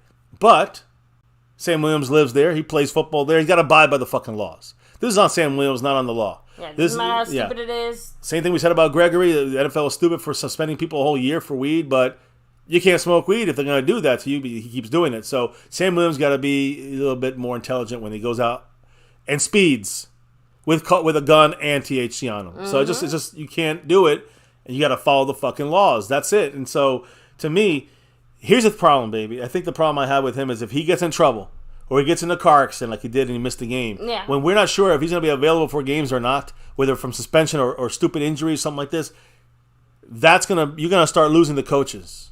You're gonna start losing a Dan Quinn in you if this continues happening. Hopefully he's learned, and the last time this is gonna happen, I don't know. We'll have to wait and see. I'm big time rooting for this guy. I know Sam Williams has the talent. He's got to have the brains on and off the field. Mm-hmm. So we'll see what happens there. Now. Exactly. Snug said it. You're the bag for your whole family. You can't roll around hot as fuck. I mean, just common sense, right, Snug? And one thing that I know, like we touched on this more when it comes to players possibly driving under the influence and stuff like that, but man, they have so many resources available to them straight from the league to not put themselves in this situation. Like, you don't have to drive. You don't have to do this or that or the other. Like, let the NFL handle that for you, but no. It's just never enough, is it? It's habitual line stuffing. Anyway, real quick, Jones and Cowboys said, Texas resident here, our laws suck and our governor's an a-hole. I agree. Again, but they got to follow the laws, It just blows, like I said, it just blows my mind considering that, I would imagine a state like Texas would really want to embrace more of the free market side of things, allow people to choose what they do or don't do. They want to govern with morals. That's the issue. But hey, I don't live there. And OG since day one, Ron the Don Smith. He's saying, "Take it easy, have a great night." Yes, much love to Ron the Don. So fuck cancer always. Ron the Don Smith. Have a great night. Take it easy. Much love to everybody here chilling, hanging with us. Let me remind you all to hit like if you haven't already. Subscribe down below. Hit that notification bell and follow us on all social media at MyCowboysFamily. We always post, somewhere right before we go live and all that other relevant info. Yeah. Now, let's get it rolling because we have a lot to go still, believe it or not. We're like, an hour and a half in this almost here. So, a double stream because we missed yesterday, so we apologize about that. So, Mike McCarthy yesterday, not today. Mike McCarthy spoke yesterday. I'm going to fly through this as fast as I can because we just talked about Sam Williams, and he spoke about Sam Williams in his press conference. He said this about Sam Williams' second arrest in the calendar, in a 365-day, calendar year, I guess you can say. He said, quote, Sam knows what he needs to do. We can all be better. I believe in Sam Williams. I obviously did when we drafted him, and I do even more now. So, basically what they said when they spoke to Sam Williams, Sam Williams says that he knows he needs to slow down. All right. He needs to keep it under control there, not getting it, kind of losing it here. He lost a little bit in that fight he had with Biotish. Lost it, in a car crash he had in December, and lost it here. In this situation where he got pulled over with, it's just a stupid decision by him. McCarthy said this about Sam Williams, quote, he needs to learn from this, and he needs to slow down. And I think that is what the point here is. Jerry Jones, I'm sure Stephen Jones and Mike McCarthy all spoke to him. Now, enough of Sam Williams. We got Jordan Lewis, his foot situation, that broken foot, who he broke at middle of last year after getting a pick in the Detroit Lion game. McCarthy said Jordan Lewis's foot is, quote, ahead of schedule in his rehab. He said, quote, he's done very, very well. And it looks like, again, he's going to be, resuming practice, but we don't know yet if he's going to be, he's still going to be doing the resistance course or he's going to be off of the PUP list. McCarthy said there's no decision yet made on that. I think based off of the numbers we have right now on this team, we don't want to let some of the cornerbacks go. I think Jordan Lewis stays on that PUP list. And what is it, 3-4 weeks? 4 weeks he's out for? And then you make a decision on a cornerback. I think that's a better move for the Cowboys. Yep. And for him to make sure he's 100% when he comes back. We have DeRon Bland starting in the slot, in the nickel cornerback spot. We're good. Plus, we got a bunch of safeties that are involved in our, heavy nickel situation. Now, of course, we know Will Grier. This was before the trade. This was yesterday. So Will Grier, according to McCarthy, was going to get, quote, the majority of the snaps on Saturday against the Raiders. We're going to talk about that here now. But obviously we know that's changed. He's going to get all the snaps. This is going to be his interview for the NFL and 31 other teams. So we know the whole situation there. Hunter Lipke, a guy on the bubble, a big time way. I mean, he's going to be cut here. Maybe practice squad him. In this last preseason game, McCarthy said about Hunter Lipke, quote, Hunter hasn't been given a lot of opportunities, so I'm definitely going to like to see him play a lot more on Saturday night. He didn't say anything about Deuce Vaughn playing or not playing. McCarthy said he would like, on keeping 4 running backs, because we're going to probably keep 3, but about 4, right? McCarthy said, quote, I hope so. Definitely candidates to fill that. We definitely have the candidates to fill that out. When it comes to the final cuts, I'm not looking forward to Monday. Which, of course, we know Tuesday is the final cuts, but Monday they got to go through the whole list and figuring out who's here and who's not. Also, Kelvin Joseph, a guy kind of on the bubble. I think he's good. I think he's gonna stay on this team. The 3rd highest grade cornerback of the preseason. In 35, he had to have at least 35 snaps. He had more than that. In preseason, he had an 83.4 PFF grade. Like I said, the 3rd highest grade cornerback in the entire preseason, but that doesn't say much.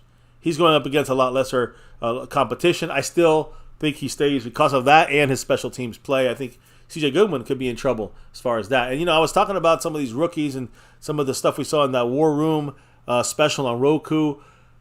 The Cowboys were battling it out there in the War Room between Bergeron and Mozzie Smith. And, I mean, I like both these guys. You guys knew this.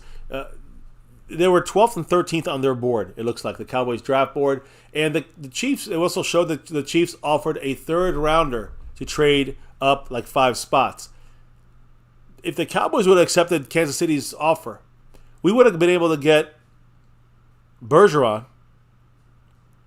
and Siaka Ika, who is a guy that we liked a lot to be the interior kind of defensive tackle that Mozzie is now. So we got 2 players instead of just one Mozzie. So I don't know if that would have been better or worse. Who knows, right? But either way, the Cowboys had no interest, as you can see in those clips. You'll see it. No interest in taking or drafting Dalton Kincaid. The Bills thought we were going to do that. They jumped us because they really thought we were going to do that. The Jacksonville Jaguars got a steal there on that. And Jerry Jones also on the 3rd round pick called his grandson Paxton Anderson, and he's a wide receiver for the Texas Longhorns. Of course, because he played with DeMarvion Overshown in Texas and got more information on Overshown. Just being a great hard worker on and off the field. Just a guy who practiced hard and it was just always at the ball, a good player, a good locker room guy, an inspirational guy. All these things makes it, when I hear this, and you guys can hear it yourselves, it makes it that much harder to swallow the fact that we lost Overshown already for this year. Man, he was going to bring a lot to this team, even on the little, even on just being a rookie, let's put it that way, and maybe having 12 to 15 snaps at most, in the full season. But we don't know. He would have played. He might have got more snaps and been a bigger player in the defense, or he could have been, been needed because again, hopefully it doesn't happen, but some kind of injury. He would have had to play. Now we'll never know. So, yeah, so that's what McCarthy said yesterday. And then, of course, we had a walk-through practice. Nothing much to see there. And, that I said, it was just a walkthrough. There was no injuries, no new things to kind of report on. I do know that, Dak Prescott was the only player that spoke. We'll hear from him in a minute. I do want to say that Will Blackman, all right, We talked about him last week. We talk about it again. Last week was his last week as a Cowboy. This is his last week as a Cowboy intern. He said, quote, "I want to thank the Dallas Cowboys for this opportunity. I wasn't sure if I was going to get back into the NFL matrix. This fellowship was the best way for me to find out. And after finding out, I realized that being here made me feel alive."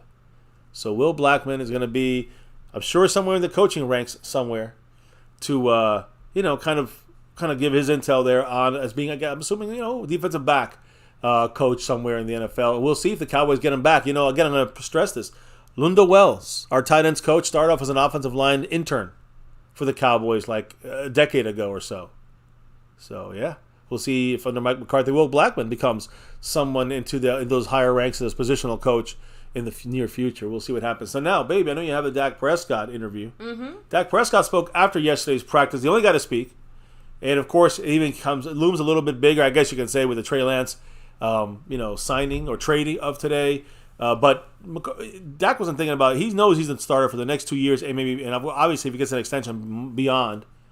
But he was asked about other guys on his team, starting off with the smallest player in the NFL right now, Deuce Vaughn. What did he say, baby? Well, he said he can bring a lot to this offense. He's a playmaker. He's not just a gadget guy. He's not just a guy you want to get out of the backfield into space. We've seen that he can run between the tackles. He's probably using that height to his advantage. And everybody gets criticized for something, so that's what they've picked for him. But I'm sure he's used to that, to being something on his armor that he wants to prove people wrong, and I know he'll do that. He's a hell of a player. He approaches the game the right way. Young guy, but acts like he's been in this league for a while, and I'm excited for all that he's going to bring for his team.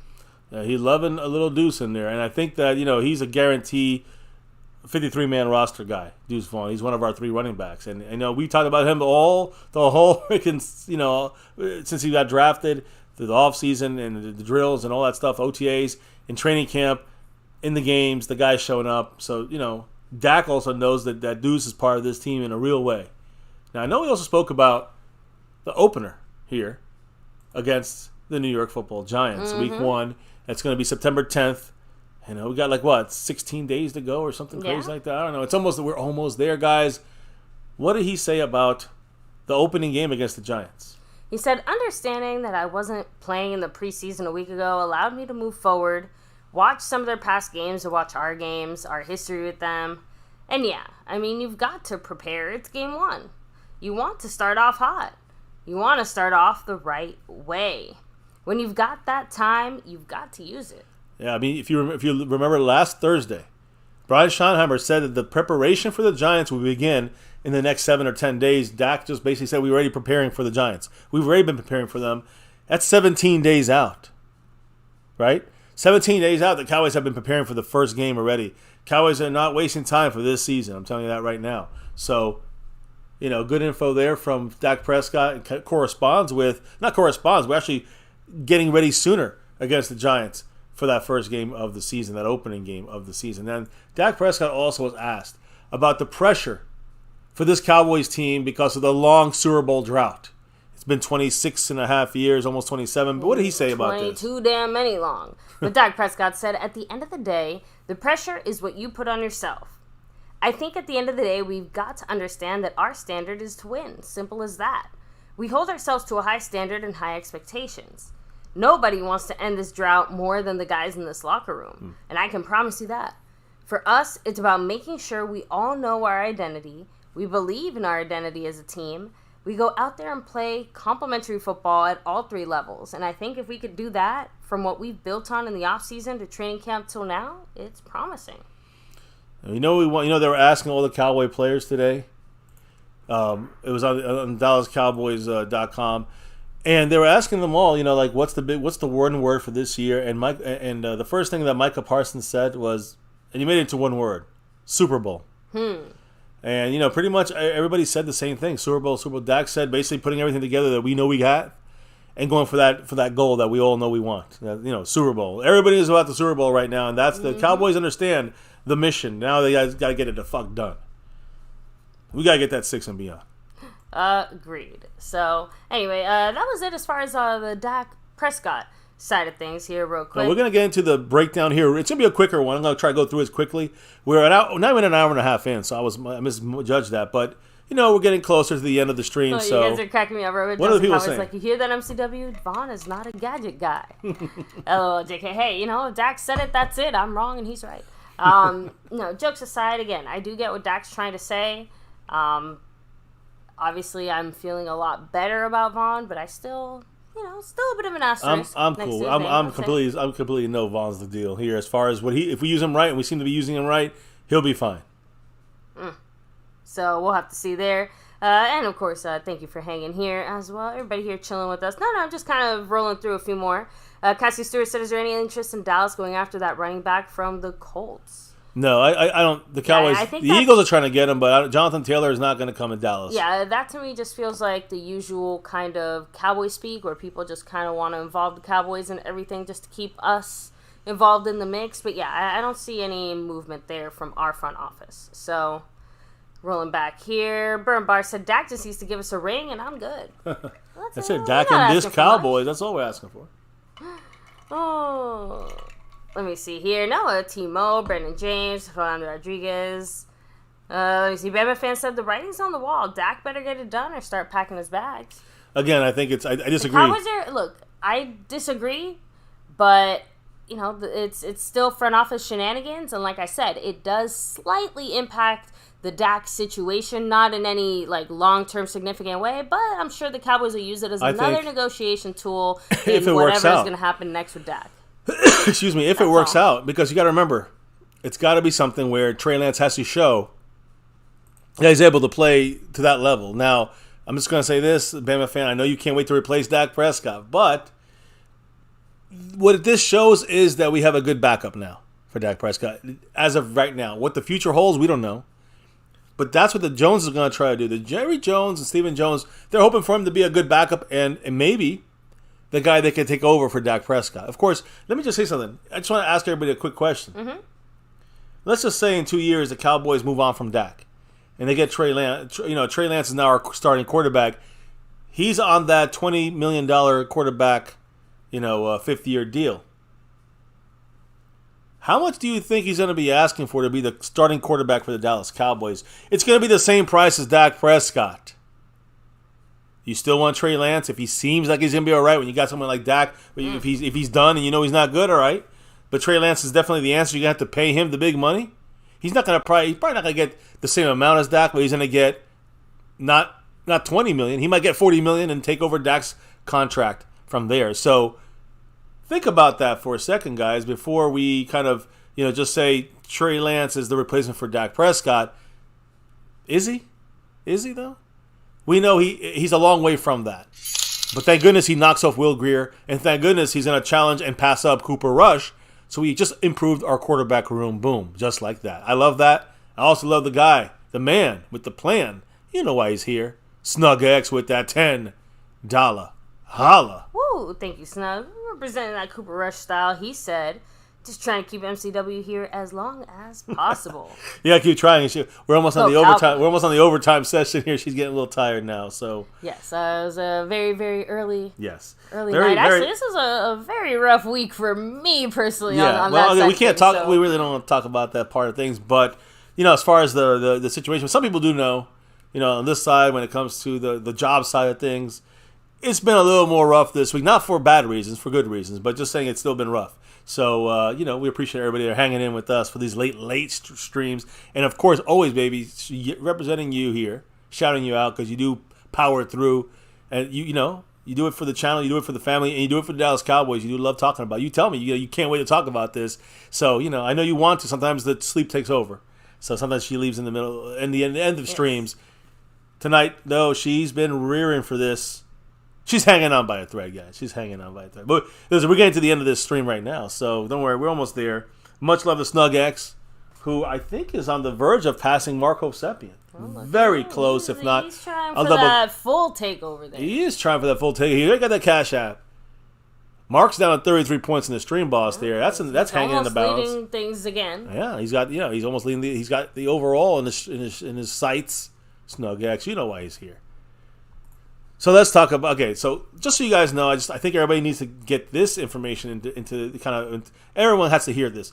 Trey Lance, for him to play tomorrow, it would be a miracle. He's not going to play for the Cowboys. He was supposed to play tonight against the Chargers, but of course he's the Cowboys now. But listen, let me just explain something about quarterback. He's not like a receiver or defensive lineman and just get thrown in the mix. He's got to really learn the system. That and a young guy like him, different language, it's going to be a whole different situation. Rhythm, pattern, like all of it. Yeah, it's a whole different situation for Trey Lance. So one guy we're not going to talk about anymore is Trey Lance for tomorrow's game. Now, I did have listed Will Grier versus himself as trying to make this team, but obviously he's not making this team, so I can just cross him right off the board here. He's getting all, he's basically, we just got Trey Lance, right? Who's 23 years old. He's almost 30, Will Grier. He doesn't understand that his days are over of being developmental anymore. He's getting closer to 30. It's over for him. Will Grier, have a good, rest of your career. It's not going to be in Dallas. And tomorrow you get to show off for the rest of the 31 other teams. Running backs. Who's the people we're looking at for this game tomorrow against the Raiders? And by the way, let's just make sure we remind everybody what's going down tomorrow. Yes, there's a game. We're going to be live for that tomorrow right here. My Cowboys Family, 8 p.m. Eastern, 7 Central, 6 Mountain, 5 West Coast Pacific. This team right here, the Baghead Raiders, playing our Cowboys. Let's talk about it. So, again, quarterback is Will Grier the whole game. He's going to just be there for the show. Not even a Cowboy anymore in reality. But he'll be wearing that star. He's going to be helping our receivers and handing off and making the play calls. So he's going to be handling this game and, really giving everybody something to kind of put on tape. Rico Dowdle versus Malik Davis. This is the last chance between these two guys. And one of these guys will probably not be on this team. So Rico Dowdle is healthy, showing that, as long as you don't fumble, he's going to be the guy that takes that second spot. I'm curious to see how many snaps he gets tomorrow. Malik Davis is trying to, basically on the bubble. He can make the team, but to me, I think what's going to happen is he'll be cut. And we'll talk about the cuts, I think on Monday night, we'll talk about the cuts. I think that's the best night. We haven't really talked about it, but I think Monday night we'll talk about the cuts. Sunday or Monday we'll talk about the 53-man projection. But the thing is this, Malik Davis will be cut, I believe. Agreed. No one's going to put him on their team. He's an easy practice squad guy. So I say etch him into your practice squad. That's what he'll be at 24 hours after we cut him. Agree. Rico Dowdle will be our number 2 running back, and Deuce Vaughn will be our number 3. Keep an eye on all these guys. And also, again, I believe that you'll see Rico Dowdle and Deuce Vaughn in this game. So keep an eye on them as running backs. Ronald Jones was practicing. Maybe he gets a chance. I don't know. We'll see what happens. He's in the mix. He has a suspension coming up, and he's also been injured with the groin. So we'll see what happens. And I'll never forget one other guy, Malik Davis, of course, but Hunter Lipke, also on the bubble in a major way. He might not be coming back to the Cowboys. He hasn't had opportunities according to McCarthy. We'll see what happens in this game, but don't count him out as a fullback to make the practice squad possibly. Right? Another guy could be a practice squad guy. So that's the running back. I'm going to go to the right position. We're just on the running. We got quarterback, running backs out the way. How about wide receivers? Who do you think I'm looking at for tomorrow, baby? Because I don't think Tolbert's going to play that much. So, I really hope not. Yeah, I'm looking for Jalen Brooks, number 83, the rookie 7th rounder, versus everybody else that we have out there, like Simi Fehokos and those kind of guys, Dennis Houston's. So, 7th round pick has been impressive in training camp. He struggled in the first preseason game after he hurt his ankle. He kind of tweaked it. So, he looked better this past game against Seattle, and still appears to be the 6th receiver inside track for that 6th spot. Simi Fehoko and Dennis Houston, I would say, have the best chances. So I would watch those 3 guys. Of course, Jalen Brooks, number 83, Simi Fehoko, number 81, and Dennis Houston, number 17. Keep an eye on those 3 guys fighting for that last spot. That's what you'll see tomorrow right here in My Cowboys Family. Now, to me, he didn't look, again, I think Brooks only had 1 catch in his first game, right, with 5 targets, which was not good. 1 catch on 2 targets against Seattle, a little better. Jalen Brooks, we're going to get a lot of work against the Raiders, so keep an eye on number 83. Big opportunity, I will say, for Fehoko to try to steal something there. I don't know if he will, though. And what about Kevontae Turpin? To me, again, I think you might see him maybe play a little bit. I don't think you're going to see him. I think he's in this team. Special teams returner, of course, kickoff and punt returner, but he's also our wide receiver number 5 right now, Turpin. He's got a lot of play on the offensive side this year, so I think he's going to be good to go there. I don't know if he'll get too much game time tomorrow. Yeah. You'll be able to know you'll be able to tell who makes the 53 based on the gameplay tomorrow. If you don't see Cavante Turpin out there at all, then he's on the 53. It's done. See a lot of him. Well, yeah. Well, again, yeah. If you see a lot of him, he could be in the balance. I was gonna say I'm not saying it's completely done with, but like you said, he's obviously under consideration. They still want to see something from him if they have him in the game, right? So Tolbert, again, I don't see him playing at all. Jalen Tolbert, he's our number 4 receiver. That's set in stone pretty much. Nothing to prove yet, I would say. And he's needs the protection, not getting injured, right? So when it comes to the receivers, guys, our starting 3, you got number 4 Tolbert, number 5 Turpin. It's the battle here between Jalen Brooks, Simi Fehoko, Dennis Houston. You could throw in there Dontario Drummond, number 19, who's actually had a pretty good some game time, played well in game time situations. Fehoko has not. So we'll see what happens. I think Jalen Brooks has the inside track to get that 6th spot. So we'll be watching that at receiver. We talked about running back. We talked about receiver. Let's talk about tight end, which should be a lot easier now to kind of figure out because of unfortunately the loss of John Stevens Jr. Watch for Peyton Hendershot, number 89, and number 84 Sean McEwen. Those are the 2 guys I'm watching for the tight end position here. John Stevens would have had a spot, according to Stephen Jones. And now he's obviously out for the year, but this basically now shifts the attention to Hendershot and McEwen for that 3rd and 4th spot, who are, again, both on the possibly not making the team. One of these 2 guys, or maybe both of them. Now they both appear safe, unless we only go with 3 tight ends, but the Cowboys always go with 4. Both these guys can block on special teams, so guess what? They're going to get special teams play. They're on the team. We're going to definitely carry 4. Schoonmaker, of course, the number 2. Number 1 is Ferguson. Those are the top 2. The 3rd guy is kind of, it's going to be Hendershot, McEwen. That's going to be the battle. We also got Princeton Fant, number 48, I think, out there, or 49. He's out there on the field as tight end. Seth Green. They're going to be handling basically the second half snaps. So that's a battle we're going to watch more in the first half when it comes to that 3rd and 4th tight end position. I also got to shout out. I'm going to shout out for a second, baby. And shout out Jason Renfro with that dollar holler in the house. Jason. You know what he said? Let me guess. Go Cowboys. Go Cowboys. Thank you, Jason. I appreciate you, of course. Much love, that dollar holler there. Appreciate you, brother. As we keep it moving here, offensive line, the last part on the offense. Brock Hoffman, number 67. TJ Bass, number 66. Watch these guys, all right? This is really the only questions that remain. How is Chuma Edoga doing health-wise? He's not going to play, but is he going to make the 53? Can TJ Bass, number 66, can he jump Brock Hoffman for the final roster spot? For the 53rd spot on this team, possibly. The TJ Bass hype is picking up. We've talked about him. He had a good couple of practices. He's getting a lot of reps at that guard spot. The depth is where it's problematic, though, right? Right now we're also looking at Matt Waletzko. Is he even able to go and play tomorrow after going to that shoulder subluxation injury on a game last week, the game against Seattle last week?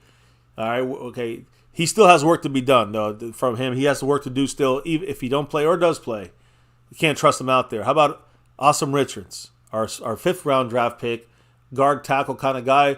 Obviously, we're assuming he's making the roster, but he needs his reps to continue to acclimate to the NFL game. Number 68, Matt Farniok. He started some games last year, was not very good. Likely to make the cut here with the depth we have is not very good.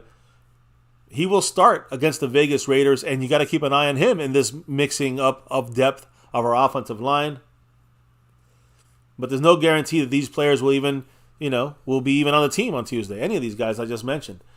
As long as the regular season starters are healthy, we are fine. As soon as we lose somebody, as you know, that's the biggest issue that I think we have. And in this special we watched, McCarthy said the 2 things they wanted to improve on was the defensive line and offensive line. They didn't do the offensive line. So no, but that's the part that, like I said, it just really baffles me because clearly they know it's a problem. They see it's a problem. Heck, they were this close to drafting a guy to fix that problem. Yeah, Bergeron. And crickets. Like, it's fine that they chose to go in the Mozzie direction. Heck, I'm happy. That's definitely the move that I would have made if it came down to both those guys. But, okay, now what's next? The second round, we went with a tight end, and I think that might have been the offensive line move instead of going with the offensive lineman. I know, but as we saw, all the tight ends were coming off the board. Yeah. So Dallas said, well, we can't pass up the chance of having a tight end. I think they want to use him as a blocker. As not an offensive lineman, but as a blocker that can catch. That's what they want to use Schoonmaker as. I don't know, I get that feeling from McCarthy at least.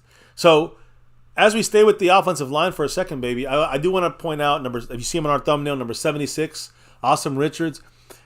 The answer to him is a difficult question when it comes to, again, the Cowboys. He's either our sixth best offensive lineman right now. I would say, as far as with two legs working, yes, he's better than all the guys I just mentioned. I think Awesome Richards, rookie, fifth rounder, is in the lead there, and that shows you how bad our depth is.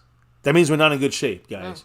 And no offense to Awesome Richards, but again, Awesome Richards is a rookie, and he's already beat out all our backups. So, again, we'll see what happens. I'm going to watch him tomorrow, 76. We'll talk about him, I'm sure, throughout the game. And number 66, I know I talked about 67, Brock Hoffman. He'll be around. I don't think he's going to make this team. Maybe practice squad. TJ Bass, number 66, undrafted. I have a video on him ready early when we picked him up off the undrafted list. I think he is a viable player for us. Will he make the 53? It's going to be very close. That's because we are so thin. There is one of the reasons why he's able to, make a move here and now maybe even make the 53 because of the lack of depth on our offensive line. He spoke, TJ Bass, about a couple different things, but mainly, soaking in knowledge throughout training camp. What did he say about all this, baby? Mr. TJ Bass, number 66. Everybody keep your eye on him tomorrow. We'll be here talking about him live on My Cowboys Family for the game. Yep, but he said camp was good. A lot of learning. It was awesome to get Zach back there, too. It's always good to watch him and look at what he's doing and how he does it, but just a lot of learning and building confidence in the offense with all the guys. Little ins and outs of the game and the position as far as some of the things that Zach Martin's actually showing him. He said little nuances in what he sees. He's always willing to coach me up if he sees me doing something wrong or saying, oh, I don't like the way you're running that. But yeah, I would say that there's a little bit of a chip, but not in a bad way, just trying to prove myself, but it's just a grind. You have to grind through it and always be willing to learn too. I think it's helped that I've been at 2 different colleges and helped build my way into a group of men, and I want to just learn from and see what happens. I love it. I love the attitude. We're going to see him tomorrow here for our Cowboys, playing probably the entire game, if not most of the game. Number 66, TJ Bass. Now let's flip the script and go on the defensive side here, baby. Mazi Smith. There's been moments when he showcased fantastic that strength and athletic ability that when we drafted him. There's times that he's been overmatched and washed out of plays. Expectations obviously very high from Mazi Smith. He did not have a very good showing overall against the Seahawks last weekend. So it's going to be interesting. We're going to be watching how he responds. Keep an eye on number 58 tomorrow. Mazi Smith, who's going to see a lot of action. They're going to really work him, I think, to see if he's going to be game day ready here. Of course, he's going to make the team, but will he be ready to jump in and have to play some rotational snaps? Can he do it? This game is going to show this or not as far as him. I think that, Osa Odigizua doesn't need to play. I think he's kind of a starter. So I think they should sit him and let Quentin Bohanna, Chauncey Golston, Neville Gallimore, let these guys fight over those last couple of spots on the 53 for that position area. Osa's on his team, Mozzie's on the team, but he needs some reps. Hank is on the team. He's good. Inside defensive tackle. That's what we got to do there. So let Bohanna, Chauncey Golston, Neville Gallimore fight it out for the last spot or two. Chauncey Golston, to me, is the front runner really right now between Neville Gallimore and Bohanna because he can play inside and outside. Although Junior Fehoko is another name you got to throw in the mix. He could, the Cowboys have him listed at edge, but he could play both roles just like someone like Chauncey Golston. Quinn Bohanna has an outside shot because the Cowboys will probably keep 3 defensive tackles, nose tackle type guys, because it's such an important part of our team right now, it seems like, stopping the run. So I think that Bohanna has a shot to make it here as well. Gallimore's time has possibly run its course. I think he has still a lot to give. He's had a couple good plays, but we got to see a strong performance from him tomorrow for him to make the decision tough for the Cowboys to cut him or not. And if he does get cut, don't be surprised if someone picks him up. Also, don't be surprised if we get him back in the practice squad. I agree. So, that's always a positive. It's always a positive. And sometimes we lose these guys for a little bit, but we get them back, and maybe they develop into a 53 guy, and off injuries or off need, right? All these things often happen. Let me just put it that way. So, very possible. We'll see what happens as it continues. Oh, and baby, the man with the plan. officially now jumping over Mark Hovsepian for in first place currently on the overall board, in the Cash App board, and close to taking down the Stream Boss, the man. You know why he's here, baby. Keeping you awake and rolling. In first place, the man Snug X, who's back-to-back sponsor of the week and Cash App King, trying to go for that three-peat. Mm-hmm. What did he have to say, baby? He said, "Go Cowboys." And go. And sending the love. MCW. Thank you, Snug. Appreciate you. Yes, sir. Appreciate you, Snug. Always in the nick of time. When it comes to the rest of our defensive line, look for Isaiah Land. The outside, he's a linebacker / pass rusher. Cowboys have 9 players really locked down. Micah Parsons, on the defensive line, the whole thing. Micah Parsons, DeMarcus Lawrence, Oso Odigizua, Mozzie Smith, Sam Williams, Dorrance Armstrong, Dante Fowler, Jonathan Hankins. And I would sneak in there Junior Fajoko because he is a drafted guy in the 4th round. So you don't have much room here. You might have 1 or 2 more spots on that line. Some people think that Dante Fowler was on the bubble. I don't think so. I think Junior Fajoko is a guy that could be on the bubble, but he's a drafted guy, so I think he makes his team. I think Isaiah Land is the guy that's going to really push in this game. Number 53. Keep your eyes on him tomorrow. Okay. He's the guy to watch, and I think the Cowboys the coaching staff and Dan Quinn likes to bring him on the edge more than as a linebacker. So, maybe we have to sneak in an extra role for him, an extra spot for him, but if you look at a linebacker, edge rusher type guy, if you could both 2 spots for one, Cowboys might keep him. And, again, you can never have too many pass rushing talent. Like he has pass rushing ability. So the Cowboys might keep him in there. And maybe he'll be in there showing the Cowboys that he, tomorrow's game, maybe he can be played at linebacker and outside, edge rusher to be effective against the run and pass. If he can do that tomorrow, even against 3rd and 4th stringers, that could get him on the 53. So watch number 53. Try to get on the 53 tomorrow, Isaiah Land. And, and I say he's an edge rusher. You look at linebackers, I don't know if Malik Jefferson's going to play. So he would really be a guy that benefits tomorrow if he plays. Very true. He's going to be going up against safeties, I think. And I mean safeties. That's going to be that spot that we don't really know what we really gonna want to fill in with. Do we want the extra safety? Do we want the extra linebacker? Malik Jefferson, it's going to be interesting. The linebacker group right now, of course, we know we lost 3rd-round pick DeMarvin Overshown. Second year, number 50, second year of 6th rounder from last year, second-year player Devin Harper has looked very good and is in line for a bigger role. I think he makes his team number 50. Jabril Cox, number 14, has to play better. These are the guys we're going to see tomorrow in the game. I think he has to do better to kind of secure a spot in this team, but I'm pretty sure he'll make it. No problem. We got our guys now. We got a couple backups already in place. But we got LVE, right? And we got Damone Clark. Jabril Cox and Devin Harper both make this roster. Malik Jefferson is the guy that's kind of on the out. If the Cowboys keep more than 4, he might be on the in. So we have to see how Dan Quinn deploys the defense and if the Cowboys even need more than 4. Why?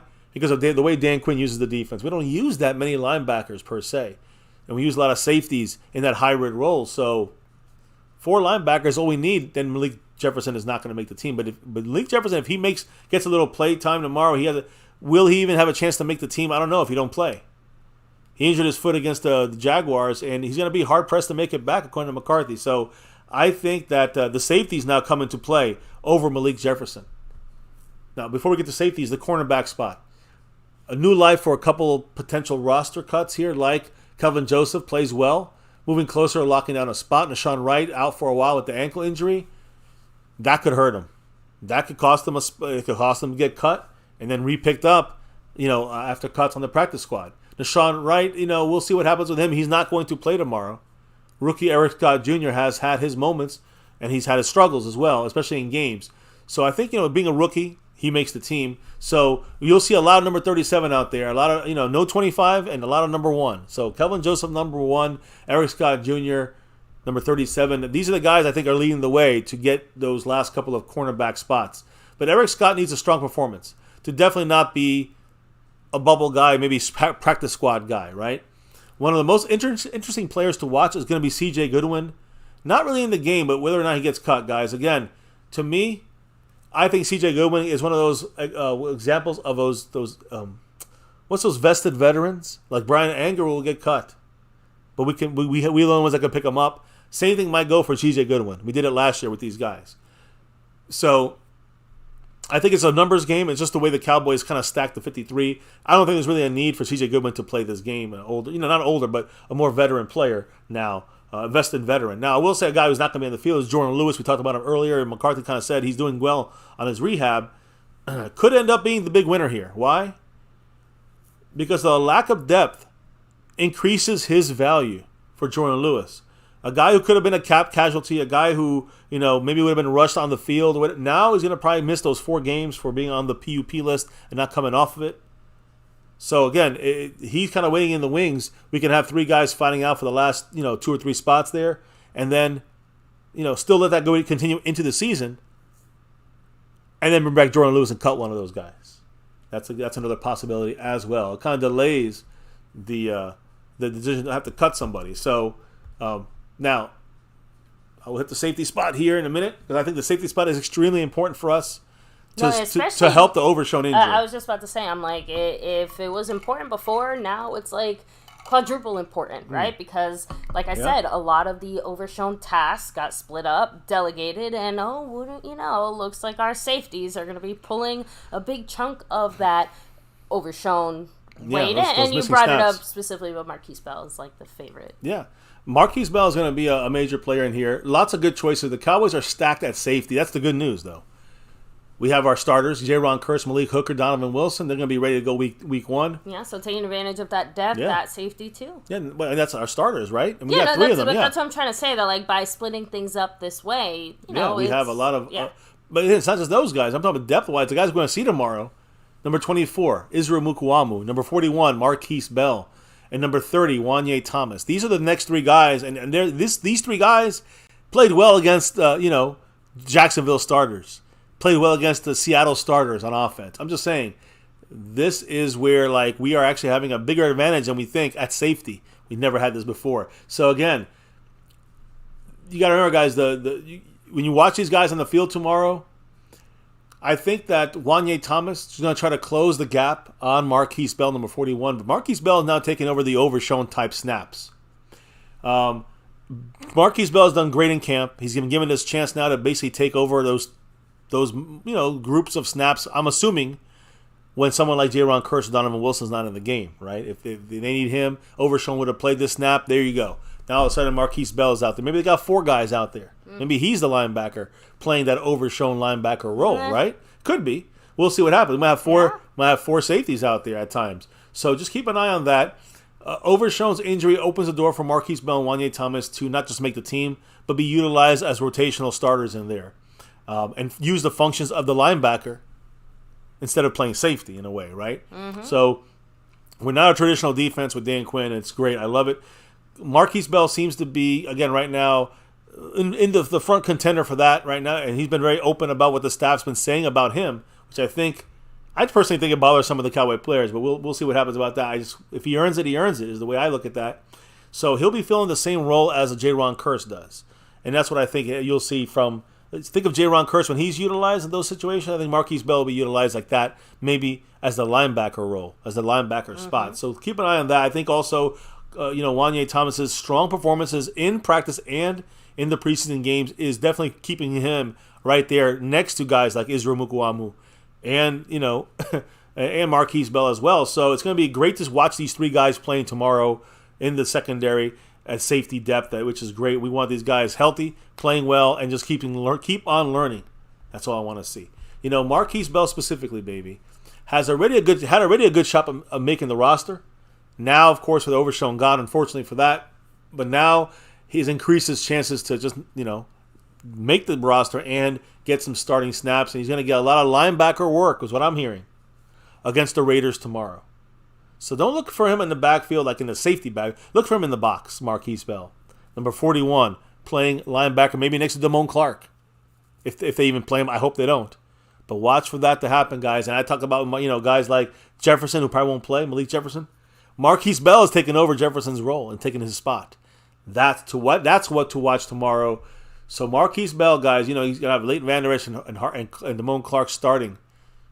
Jabril Cox and Devin Harper as the next 2 guys. The next guy, or the guy is going to be the Overshown player, is going to be Marquise Bell. At least that's what they're thinking. Marquise Bell, remember, he said this, guys. Honestly, I can help the team how I see honestly, however I can help the team is how I see myself this season. If they need me to play linebacker, safety, hybrid, I'm willing to do whatever. I think I'm a football player, whatever they need me to do, that's pretty much it. I'll do it. So Marquise Bell is lining up to really take advantage of these chances he's going to get at the linebacker role. Mm-hmm. And I say that only like maybe 8 to 13 snaps that Overshown would have played. But still, those will be very significant. And if he can make the most of this opportunity, the sky's the limit for him as far as his potential to contribute. He'll be getting 8 to 15 snaps a game, possibly, Marquise Bell, if he can do this job. Yeah, which again, confirmed 100%, basically set in stone. That's a big deal for a guy like him in the sense of like being able to like basically guarantee that much play time. Remember, guys, undrafted guy from Florida A&M, the Rattlers, and he, has been rattling people's skulls with big hits. He's a big player. He's going to play, I think, big time. It was between him and Mukuamu, when it came to that role. I think that he edged out Mukuamu a little bit. I still think Mukuamu will have a lot of potential. Also at slot cornerback, at nickel corner. Cowboys might use 5 safeties at times. Don't be, in 3 of them as safeties. One is a linebacker hybrid role. One is a cornerback hybrid role. Very possible in Dan Quinn's defense. We're using 5 safeties in a play. You don't be surprised. Mm-hmm. The last spot I'm going to talk about, baby, is the kicking spot. Brandon Aubrey has really no opportunities to really do anything. He missed an extra point and made a bunch of easy field goals and I say a bunch, I mean a couple of easy field goals in preseason. That's the greatest concern, guys. It's the opportunities he's had, the amount of kicks he's had, very low amounts. Not nearly had enough, I think, in kick-wise this preseason to make me feel comfortable about him. And again, he's been our only kicker, so it's not like anybody else is taking kicks from him. He's been solid in practices, in the recent practices, and hasn't had any real bad moments outside of the one he had with Tristan Vizcaino when they concluded the second week of training camp. So he's only attempted 1 field goal in 2 preseason games. 1 field goal attempt for Brandon Aubrey. 1. What do you think about that? One field goal attempt in a game. I mean, for him. That's the unfortunate reality of, trying to get our offense down the field. It's a bit of a tricky balancing act. And plus, actually, real quick side note, there's been a few other times the last 2 games that we kind of said, I'm like, they have the potential to maybe try to go for the field goal here or whatever. Ended up kind of going for it. So we have not had the chance to see Brandon Aubrey do too much outside of, just a bit a bit there. I'll definitely give him an A+ on kickoffs. Surprised me there. At least he's doing kickoffs all right, but I don't want him for kickoffs only. I needed field goals to put up those definite points.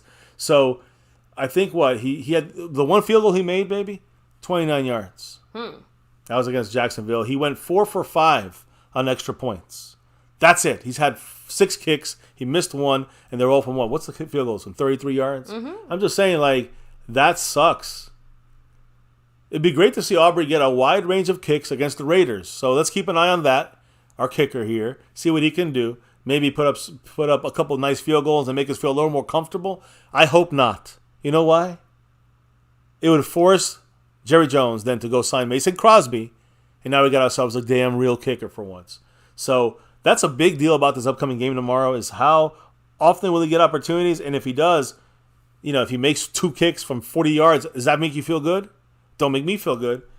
Let's get Mason Crosby, Jerry Jones. Come on, do the right deal here. So we got to see if there's any. He has no pressure kicks for Brandon Aubrey. Maybe something before the end of the half or something. Get him out there on purpose. I don't know. But either way, we got nothing from Brandon Aubrey, and Jerry Jones is smiling like this is the best kicker we've ever had. No, what we need to do is replace Brandon Aubrey with Mason Crosby after this preseason game. And I know this maybe I know you might hate me for this. But I'd rather get an L in preseason because Aubrey missed an easy field goal, which makes us go get Mason Crosby so we can go and get into the playoffs or get into the conference championship or get into the Super Bowl and win it because of the kicker, maybe Mason Crosby. You know what I mean? Yeah. I'd rather lose a preseason game because he plays horribly, someone like Brandon Aubrey, then wins it, gives us a little we're going to make a field goal now, and then we get to a big game and he shanks it 4 times. I don't need that shit.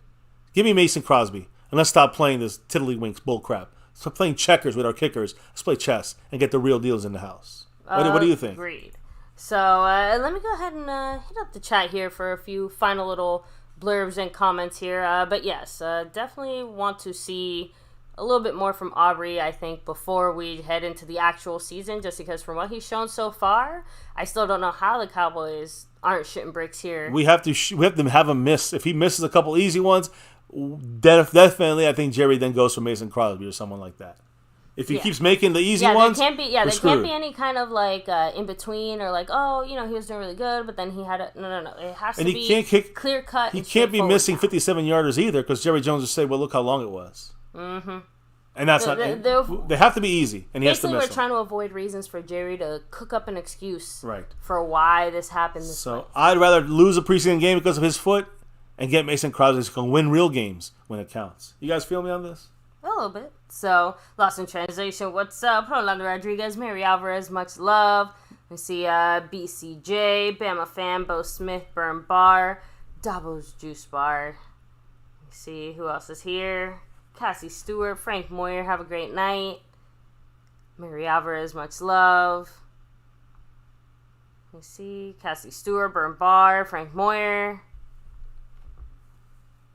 Drums and Cowboys, take it easy. Just trying to go back here. Let's see who else is here. Just want to make sure I don't want to forget anybody here in the shout out. Snug X, of course, coming through representing. Thank you guys for the hearts, by the way. And I also wanted to do the when you get a chance, I wanted to do the poll and see where we're at. We have over 135 people who voted in this poll. And Cowboys, so about this guy right here, Trey Lance, right? So go ahead and close it out then, baby. I'll close it out, guys. If you haven't voted yet, well, it's going to be too late. Ending the poll. Boom, boom, bam. And what were the final numbers, my love, on the Trey Lance trade? So, what grade do you give our Dallas Cowboys for trading for quarterback Trey Lance, giving up a 4th-round pick, and overwhelmingly, with 51% of the votes, you guys are with us. You're saying A. So wow, so an A grade, that's what we gave it. Mm-hmm. So 31% gave it a B or a C grade. So in that a little above average mode there, that's 82% of our family here, MCF family, has voted this to be an above average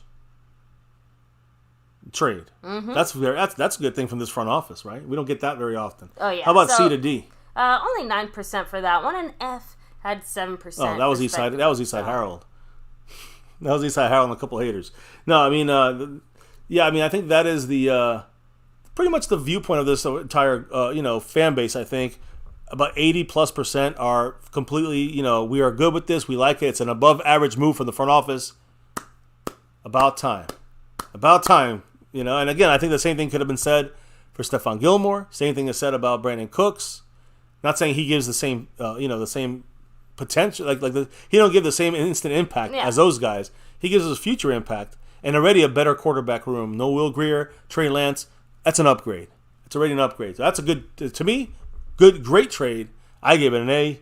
I think you gave it an A as well, right? Yes, I did. So, and also I wanted to say, baby, those that dropped the love from above tonight, Ron the Don Smith, he also got back in that star level membership. Raymond and Emily Jones, just new subscribers to the channel. They dropped some love earlier in the earlier video. Dwayne Broussard as well. Snug X, dropping a lot of love here tonight. Jason Renfro, Cash App, and in the stream, in the super chats, Skeptical Fan, always staying skeptical. We got Resin in the house, also dropping some love. Cannot do this without your guys. Truly, your love and support in the chat, dropping the knowledge, dropping the love, keeping us going on the nightly. Tonight we went live twice, though. Tomorrow we go live on the camera, guys. Mm-hmm. Lights, camera, action for some Dallas Cowboy, the final Dallas Cowboy preseason game, Game 3 against the Raiders. So we'll have our everything ready to go here in front of the cameras with our best jerseys, I think, possible here. And we're going to rock into the end of this preseason and into the 2023 season. Ooh, we're just a little bit away, guys. A little over 2 weeks. We get to beat up on some Giants. I can't wait. Can't wait. So, go ahead, baby. I mean, with that said, we already did all the final shout-outs here. But before we do, we have to give one last shout-out to the people making us. Oh, yeah. MCF happen here on the daily, the nightly, all the time zones. Yes. Wherever you're at, the sponsor of the week, the Cash App King. Boom. Snug X. Much love to the man Snug. You know why he's here, baby. Mm-hmm. I believe he's also leading it so far this week right now. Both sides. The Cash App, he's got, we say he's winning it, baby. He's back-to-back like our 90s Cowboys. Mm-hmm. And he's trying to do that three-peat that our Cowboys can never do. He started going on a little streak here. He's in the lead right now in the Cash App and in the lead as our top sponsor currently on the board. Just edging out Marco Seppian for that top spot for now. Marco Seppian has the Emmitt Smith right now. 22 points on that Stream Boss. He's in code red, but he's still hanging on with power on that Stream Boss. Well, now he's got the Stephon Gilmore. He's got the 21 points on that Stream Boss because Jason Renfro dropped that dollar holler in the house. Thank you so much, Jason, for the classic Go Cowboys. You know what that means? Yeah. Go Cowboys. Not just Go Cowboys. It means Your Cowboys. Much love, Jason, who, by the way, reminding us as well, he's the current three-peater gifting champion as memberships and in line for 4 right now. He's going for more. He's going for 4. He's in the lead with just 1 gifted membership this week. So congrats to him. He's on the 2 days to go. We'll see what happens. So much love to Snug, Jason Renfro, Marco Seppian, and everybody else who dropped in, dropped the knowledge, and dropped a little bit of love. Maybe. I think he did the shout-outs already. So before we can officially drop out of here for the night, before we can drop out for the night, we got to explain why we do this here, like maniacs here on My Cowboys Family for over 6 years. Why do we do this each and every night on My Cowboys Family? It's that navy blue, that silver too, and that star over everything. That's right. Win, lose, or draw, good, bad, or ugly. You see us. You see us wearing it. We rep that star over everything. 7 seasons of doing these live streams every single night. 6+ years doing this thing here on YouTube. Thank you all for joining us here for another one. And here, My Cowboys Family, never forget the number one thing here, now, and forever. As always, Go Cowboys. Let's get that 6 and beyond. Thank you guys for dropping the knowledge in the chat literally all night long here on the 2-hour special, a back-to-back. We skipped yesterday, so we get a double bonus tonight here. And Trey Lance, we got another stream earlier tonight, so check out all the details there. A little more discussion here tonight with you guys. It was great. And and catching up on yesterday's information and today's preview for the big, I guess, finale. Not just for us here for the preseason, but for our Cowboys as we get ready to make those big cuts here on Tuesday afternoon. So, baby, on that note, people dropping the knowledge in the chat all night long. Thank you guys. I'm truly humbled by the best fan base of all YouTube with the drops of love from above, helping out the channel in all sorts of ways. Now it's time for clocking out and dropping out here on our little YouTube channel. Before we can do that officially for the night, relock and reload for the camera to be put on tomorrow for our game day reaction live stream. Las Vegas Raiders at the Dallas Cowboys. Before we can drop out for the night, baby, what do we got to do here in MCF? We got to drop the beat. Wait, what to do again, baby? To drop what? We got to drop the beat. There it is. It worked that time. Sorry about that, guys. Hit the wrong button. Hit the wrong thing. So, appreciate you all. I see Jason Renfro. Yeah, we got you, Jason. I think we shouted you out already. Yeah, we did. Yeah, we shouted you out in the Cash App, brother. You got the dollar holler. We got you. We gave you that shout out a little early. Go back and check it out. He said Go Cowboys, by the way, on that one. Now, if I didn't say that, I'm sorry. I do apologize. But let me just put it up there just in case. Jason did give a dollar holler there. And I Go Cowboys. Much love, Jason. He's still in second place on that stream ball. I mean, on the Cash App side. Anyways, guys, thank you for joining us once again. Dropping the hearts, the fire, the love. Snug, Bama fan, Jason Renfro, Skeptical fan, Burn Bar, Bama, everybody in the house. Marco Seppian, we know he's rocking this. Ron the Don, Snug X. Everyone here, guys. Thank you for chilling with us for another one as we wrap up here this preview and another Cowboys chat. But tonight's a preview, right? Even though we had a lot of Trey Lance talk right there, number 5 or number 15, I guess. Once Will Greer is cut. Well, we got these other guys to still watch here. Austin Richards, number 76, number 42, Deuce Vaughn. And the rest running back battles right there. The depth of the offensive line. We got Sam Williams, who probably won't play this game. We'll see. We talked a little bit about his arrest, though, tonight. Some new information. And, of course, Marquise Bell, Wanye Thomas, all those guys back there at safety. A lot of battles going on. Very important as Dak is watching the scheme, the system, and his new backup, Trey Lance. Oh, yeah. We talked about it all and so much more. Thank you guys for the discussion right here on MCF, where it's always about that navy blue, silver too, star of everything. Tomorrow it's game time, camera time, reaction live stream time, watch party, play-by-play time. I'm ready. You guys are? Here in MCF, it's always about that navy blue, silver, and star. Never, ever forget the number one thing right here in My Cowboys Family. Much love to everyone. We'll see you back tomorrow for the game day reaction. Hit that like, subscribe, and notification bell. Appreciate everybody in the house with us tonight. Much love. Stay safe. Peace out. And never, ever forget, Go Cowboys!